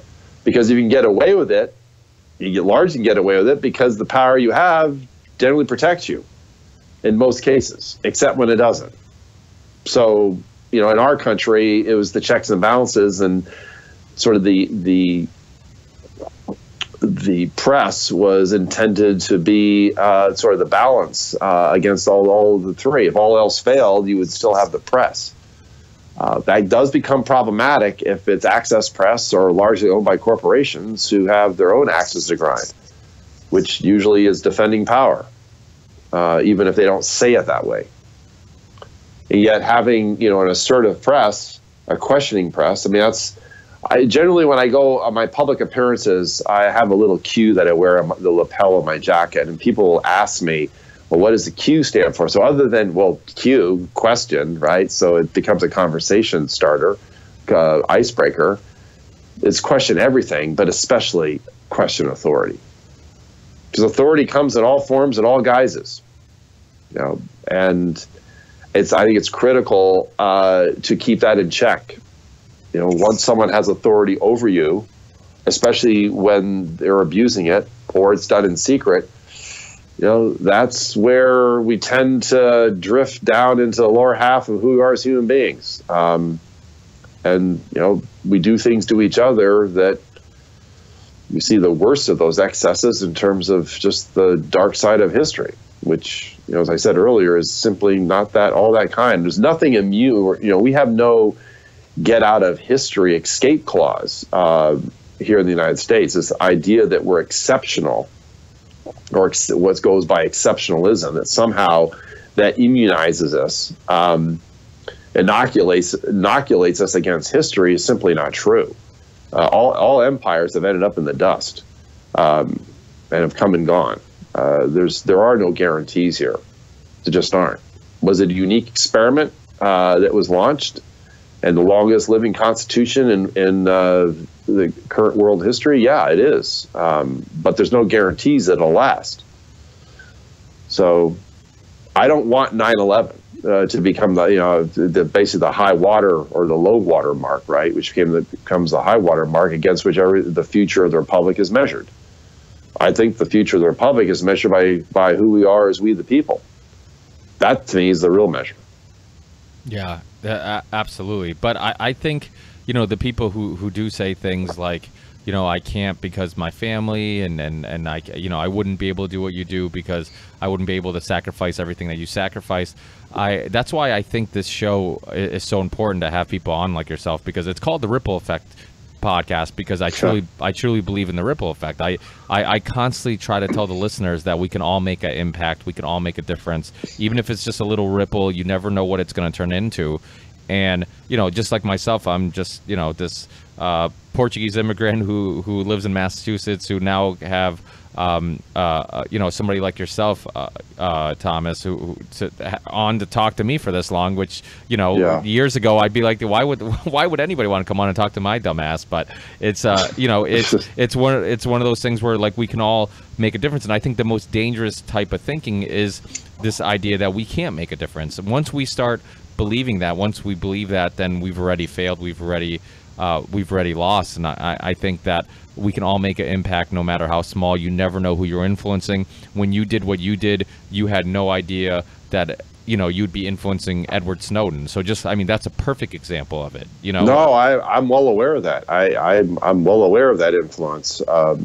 It's the ripple effect, the pebble in the pond. You never know what difference you make. I had a former colleague I used to work with who decided to go back to school and get his law degree. He's now practicing law out west because he wants to make sure that we're a law-abiding nation and that no one is above the law. His inspiration was what happened to me, because over the course of a couple of years, he found out just how far the government was willing to go outside the law to break me. He said, this is not right. And who's going to be there to stand up, for those who don't have? What about the powerless? What about those who are subjugated? What about those who don't have the wherewithal or the access to the lawyers that you had access to? And it's, at a local level. He says, there's got to be someone like me out there defending them, or bringing cases against those who are abusing power on the prosecutorial side. So that's just one other example. I've been all over the world over the past number of years talking about these fundamental issues, and it's always amazing whether it's semi-public during Q&A or after a talk or during a meal or a dinner, where people come up to you or you get into a conversation about the differences that are made, and you find out about other differences that are made. We get to choose. It's not like the future is foreordained. It just isn't. We get to choose the best way to predict the future is to create it, and it's even better when we're creating it together. Absolutely. It's not a fait accompli, right? That power just gets to, because in the vacuum, Ellsberg himself, it is true. Very few people, I'm well aware of the history. He thought a lot more of his colleagues would come forward. Other than one of his colleagues, Tony Russo, no one else stepped forward. He and Tony were on their own, right? And then Ellsberg himself was facing 115 years. Yeah, that period was very painful for him. For me, going back to what happened to me is cathartic, but because it continues to raise the fundamental issues. Why would the government go after somebody with essentially unlimited power to break them? Because that's effectively what they tried to do with me and others. I just wasn't going to be broken. There was no way that they were going to sacrifice me on the altar of national security simply because I chose to take an oath, support and defend the Constitution. And I was not going to let them run roughshod over it. That is, they all take the same oath when I was in government, in the military. Remember, I'd taken it 4 times. That means something. It means something. I didn't take an oath of secrecy. I didn't take an oath to the classification system. I didn't take an oath to the president. None of us, took an oath to an agency or abuse of power. We took an oath to support and defend the Constitution, because in the preamble, it's about we the people doing what? Forming a more perfect union. I choose to continue on that long arc of history to form a more perfect union. And there's various ways in which unions are formed. But if it's we the people, then we look out for each other, for what's, the highest and the best in us. That's all I ever stood for, with others. So we stand together. Absolutely. I think what they probably underestimated was that you joined the military, you joined the NSA, you took that oath because you did want to make the world a better place.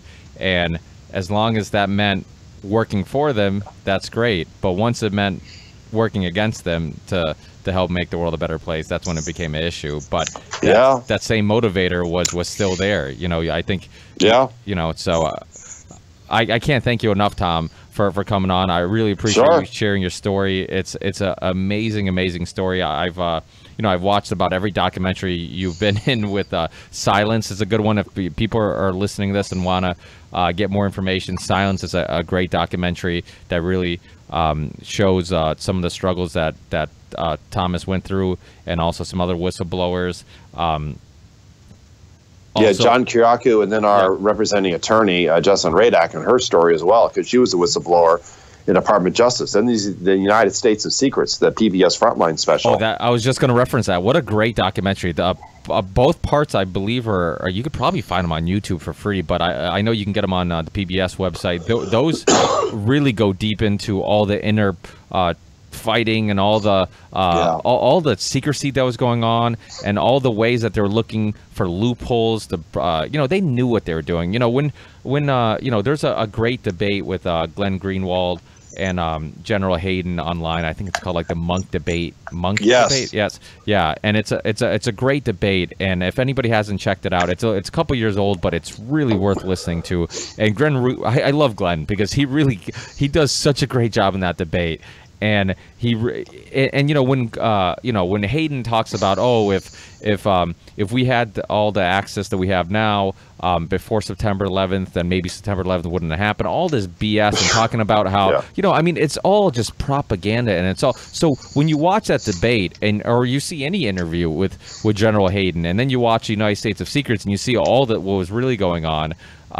You're like, you're just blatantly lying. You're just lying, pretending that everything you're doing was constitutional, and you knew it was constitutional, and you weren't breaking any laws, even though you knew you had to jump over hula hoops and find loopholes and get people to sign stuff and get other people not to look at things, and everybody was kind of tiptoeing on the line of legality, and everybody knew it.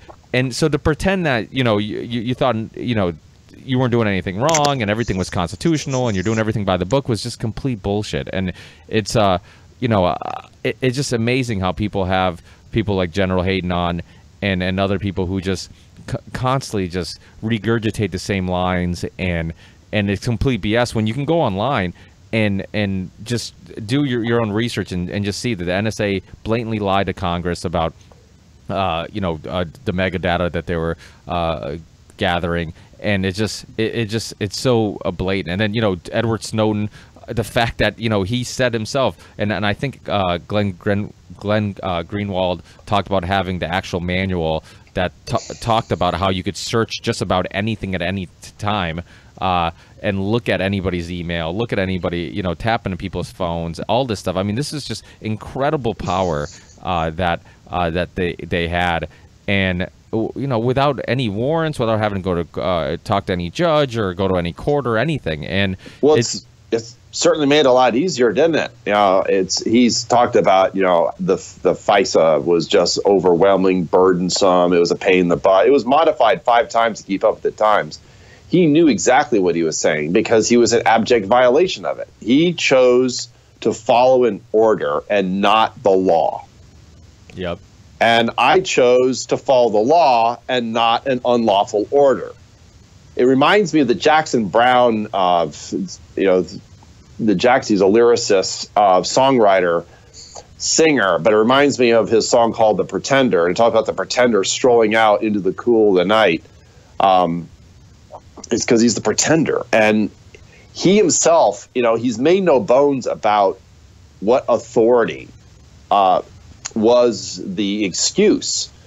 And in the Jane Mayer article, the long-form article written about me and the background of what happened and was happening to me, There is a quote from Diane Rourke, who was someone I also went to and blew the whistle on about all this as well when she was still there until she retired in the spring of 2002. She confronted him about all of this. It's like, why did you do it when it was not necessary? You didn't have to violate the Constitution to, quote unquote, make America feel safe again, which was his mantra after 9/11. We just need to make people, Americans feel safe again. And he said 4 words: we had the power. During a debate about, it'll be 2 years coming up in the spring, it was a CPAC conference. Lou Dobbs was actually a moderator for one of the sessions at the conference in Philadelphia. He was moderating a debate between Judge Napolitano, libertarian constitutionalist, Fox News commentator, former judge in the state of New Jersey, and General Michael V. Hayden.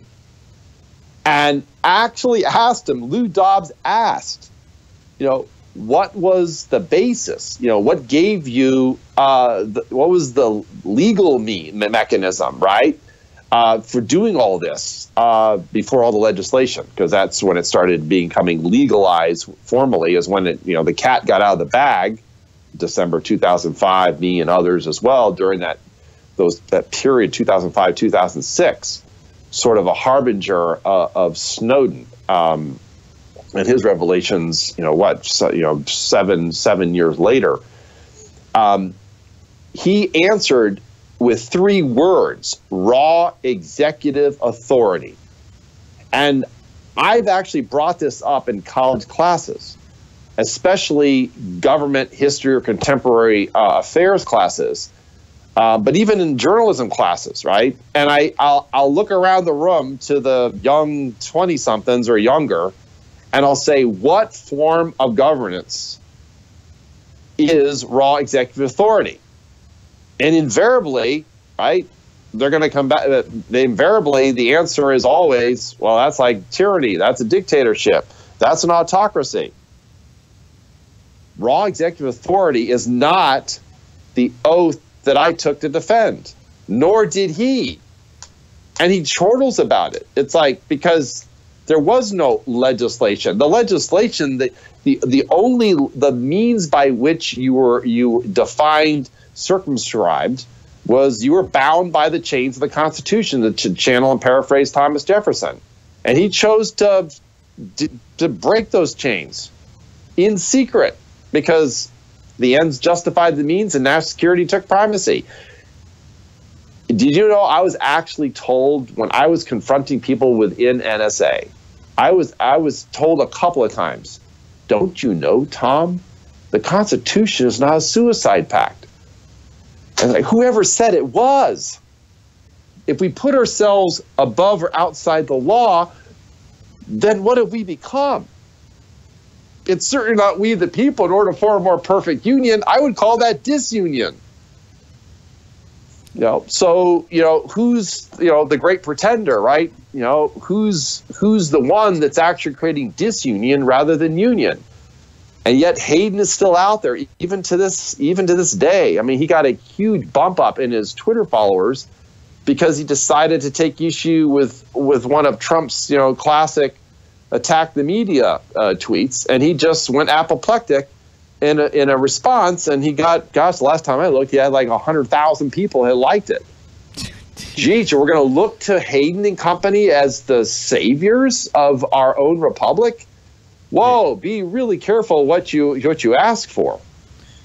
Yeah, I feel like picking on, critiquing Trump is just picking low-hanging fruit. I think it's just easy and everybody does it to get brownie points, and it's just it's almost like, if I want the public to be on my side, let me just bash Trump. But I'm with you guys. It's like, no, he's not on your side, and he's it's crazy. And I think anybody who hasn't checked out that debate, please check it out because it's really, really interesting.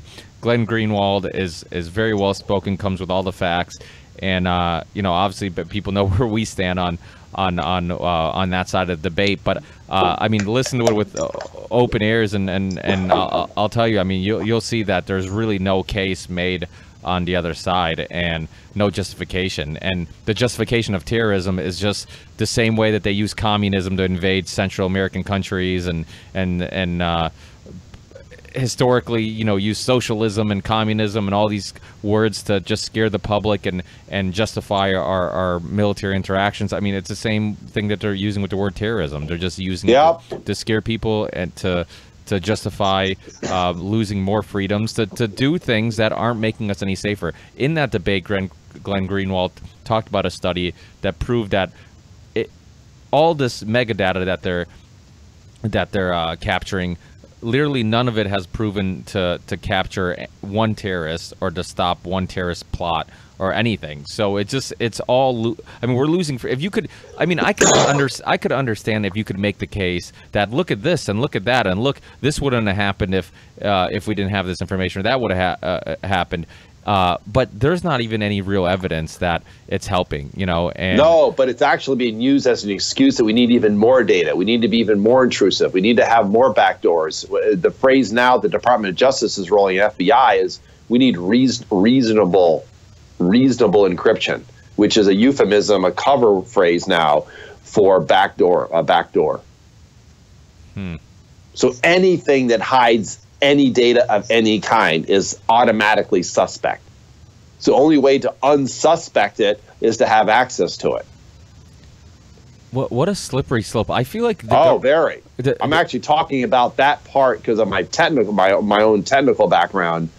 When I was involved in software and system engineering, and having to deal with encryption and cryptography, there's a summit, annual summit, technical summit out in Ohio that I'll be. This is in the spring, where I actually do a keynote about what I call the golden age of surveillance, and then I have a tech talk on just where we at with encryption. Do you use any? Do you go to any measures to protect yourself when you're online or with your phone? Yeah. Or I'm due diligence and being prudent about it. Sure am. Would you have any advice for somebody listening who maybe wants to have a little bit more privacy or protect themselves a little more? Well, one is only share what. Don't share anything that really is private. You consider private, wouldn't want anybody else other than the person you're sharing it with to know about. So there are reasonable steps you can take. If you're, communicating something that's more sensitive, and you certainly just don't want anybody out there. Remember, it's not just government; it's others who can use it for other purposes. Then Signal is a very good for text messaging, but in particular for making phone calls, provides you reasonable security. There is no saying it's perfect security. It's just degrees of insecurity. Everything is insecure. It's just levels of insecurity. Some people have to go further. Some people have to use more advanced encryption in terms of text messaging. Some people have to use virtual private networks for their communication. And if you're one that's in a profession like journalism, or you're a whistleblower, or an attorney representing, or in a profession that might be susceptible to attacks in terms of your communication channels, then you've got to think about making sure that your entire device is encrypted and you've got ample protection in terms of passwords, and that you're just not putting everything out there, as it were.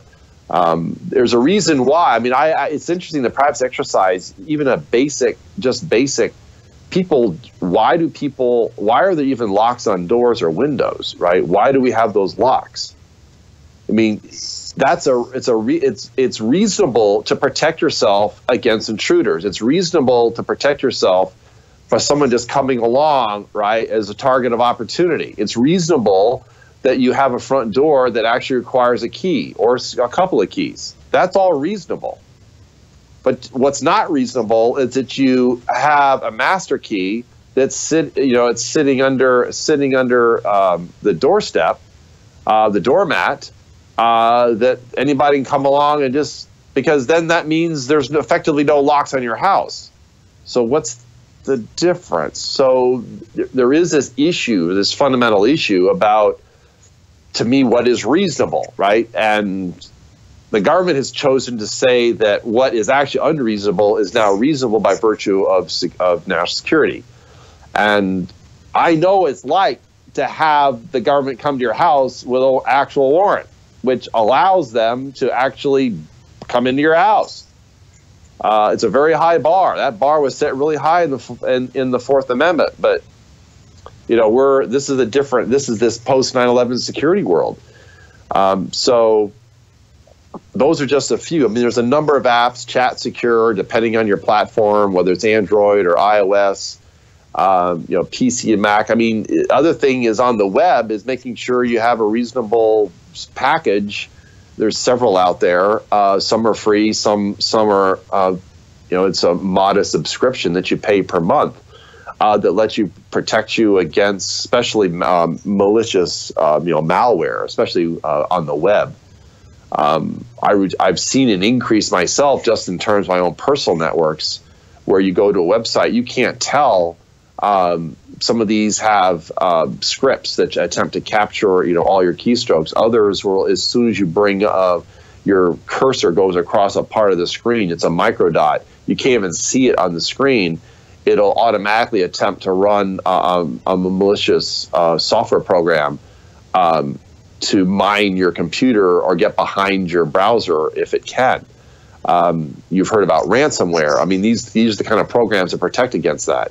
I've certainly seen an increase in that. This is just the world we live in. So that's just being prudent about, you know, just sort of what I call cyber hygiene, to actually use cyber here, the cyber hygiene, just like you would in your own, you know, on a personal level in terms of your own hygiene, is taking care of yourself. You also have to take care of your cyber self when you're out there as well, because there's a lot of players. I can tell you, I know exactly, you know, when the government pointed their vast power on me back during the criminal investigation. This is before they actually visited me. It was extraordinary seeing what was coming across the network. I mean, it was amazing. All the techniques they employed in partnership with the telcos to break into my systems, right? And then here you are, you know, inside your house and your own personal network, and I had like 3 firewalls. And one of them was a logging firewall, so I would be getting a heads-up alert that there was an attack. This is for my own government, okay? We're not talking some, you know, nefarious, you know, a non-state, a non-U.S. actor. We're talking about your own government, because I was declared an enemy. I was an enemy of the state. I was up to no good. So hey, we had carte blanche to do everything we could. They were actually using the very surveillance system that I had blown the whistle on against me and others. Shit. Did you start noticing sketchy activity immediately? Like, once you started speaking up, did you kind of get the feeling that maybe you were being watched or being spied or being hacked? Yeah, well, it was right. It was after the New York Times article. It was in the spring of 2006 when things started. It became obvious. And then just ramped up from there. Jesus, that must be scary. So as I've explained to people, imagine, if you know Tolkien, Lords of the Ring, imagine having Sauron looking at you all the time. Just think about what that means, right? You know, you put yourself in the shoes of the main character, right? What is it like to have Sauron just looking at you wherever you are? You can't hide for too long. And it's like having an electron microscope ramped up to the highest level, and over several years they keep drilling down further and further into your life. There was nothing left for them. I mean, there just was very little left to know about me by the time they were finished. And then they started doing the physical surveillance and tailing me. So yeah, this sort of the panopticon of, you're inside the panopticon. No matter where you go, you're being watched. I have to tell you, it does things to you. You know, it's something I've had to deal with psychologically myself all those years of being surveilled. Paranoia. It's not pleasant. I mean, this is where I can identify with Winston on a very personal level. What is it like or Minority Report, right? Yeah. Pre-crime, right? Because if the government decides you're a threat, they've got a lot of tools, right, in their toolbox, or as I say, a lot of arrows in their quiver, and they and they're manufacturing arrows as they're targeting you, right, with arrows. And then they start bringing out the big guns. And the ultimate gun is they have FBI agents show up that are armed, right? That's sort of the ultimate gun in terms of what the control that the state has of having power over a sovereign individual. So it was obviously my sovereignty was absolutely violated that day. Had been violated before that, but it didn't matter to them because I was a national security threat. And that puts you in a whole different category. That universe is very small. It's even to this day. I recognize that those who were prosecuted like I was and others are still in a very, very small universe. But that universe is larger than it used to be. And it doesn't take, but the problem, this is the challenge. You don't have to charge too many people or the threat of. I mean, even the current Department of Justice under Sessions, Attorney General Sessions, they said they had like 27 open investigations going on, leak investigations. Man, what does that mean? The only one that we know about that was public is Reality Winner. What about all the rest? What are those all about? Wow. 27? Jeez. Yeah. So, I mean, this is when, we start, when you start treating your own people, you start treating each other. I mean, this is what happened in East Germany. You couldn't trust anybody. You had what they call the Mitarbeiters, that you had family members spying on other family members. You can imagine the horror when the archives are opened up under very strict conditions because of privacy, when family members are finding out that former family members were spying on them over many, many years, even decades. Wow. Speaking of privacy, when you thought was private, all of a sudden you can imagine psychologically, what does that do to you? Oh, absolutely. I'm on a podcast with you inside my house. It's never been the same since they visited me so unceremoniously. It's never been the same. I have never felt safe ever since in my own house because it's such an abrupt violation. And even though they got a magistrate judge to approve the warrant based on an affidavit, which is supposed to meet, the clause in the Fourth Amendment, right? That's the protection against unreasonable searches and seizures, except by affidavit, right? And it has to be a warrant that's issued. That's the Fourth Amendment in a nutshell. The right to be left to F alone, even from your own government, unless they can make the case, it's the probable cause case, beyond reasonable doubt. They just had a piece of paper because it was national security. Well, I mean, my own criminal case. The criminal case was largely off, most of it, during those 14 months, but particularly during the hearings, all the hearings that started October of 2010 and went all the way through June were all secret, meaning they were public was barred from attending. They were sealed hearings because of the nature of the classification levels the government had alleged was involved. So the only people you would see in the courtroom was the judge, his staff, the court recorder, a security officer, my defense team, and then the prosecutorial team. That was the only people in. There was only a couple of the hearings that were ever public. Most of the records are sealed, except those that weren't. There was a number of hearings in which public documents are made available. But there's a whole lot about my criminal case that's sealed, even to this day, because it was all under the cover of national security. Well, they spied on MLK. I mean, he was, during the civil rights era, the Black Panthers. I mean, they were considered enemy of the state, and then it spied on them for national security reasons. So it is a slippery slope, very. Yeah. But thank you so much, Thomas. You're welcome. I really appreciate your time. You're a ball of knowledge. I have no doubt that you're constantly creating ripples with all these young people that you're interacting with and affecting and influencing. And you know, I love hearing these stories because I mean they influence me. I mean I work a full-time job. I have no reason to do this podcast besides just wanting to do my part and also hoping to spark thought and spread information and stories that hopefully you know, also influence people. So I think that we should all look for more in life and try to do our part and leaving the world a little better than we got it. And I think you definitely did that. And the government can do whatever they want, but at the end of the day, your mark is forever going to be in history, and people are going to remember you as the NSA whistleblower who really sparked, I think, many people after yourself, like Edward Snowden, and you know, I can't thank you enough for doing that. I think, you know, I love the fact that I get to share your sacrifices and see what you've been through to do this, and I think it's really a reflection of who you are as a person,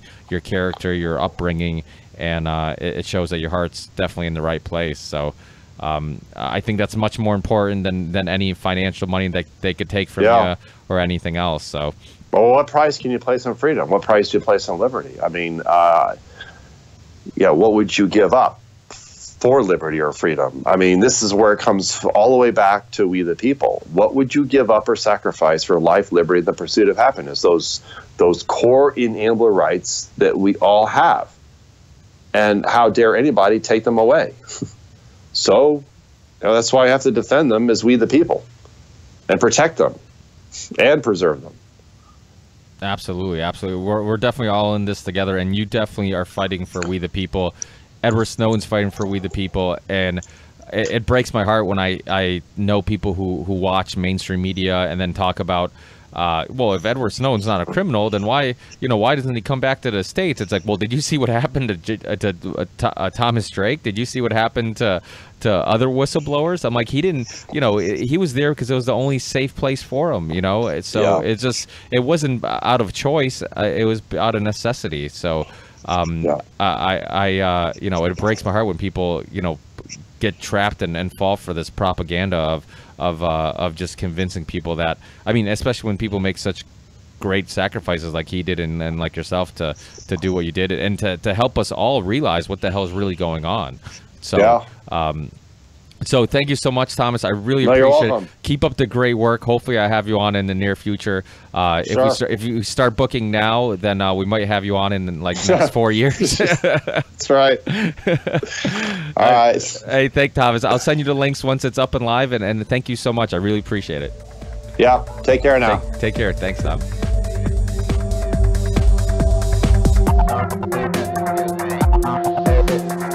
Believe in the ripple effect.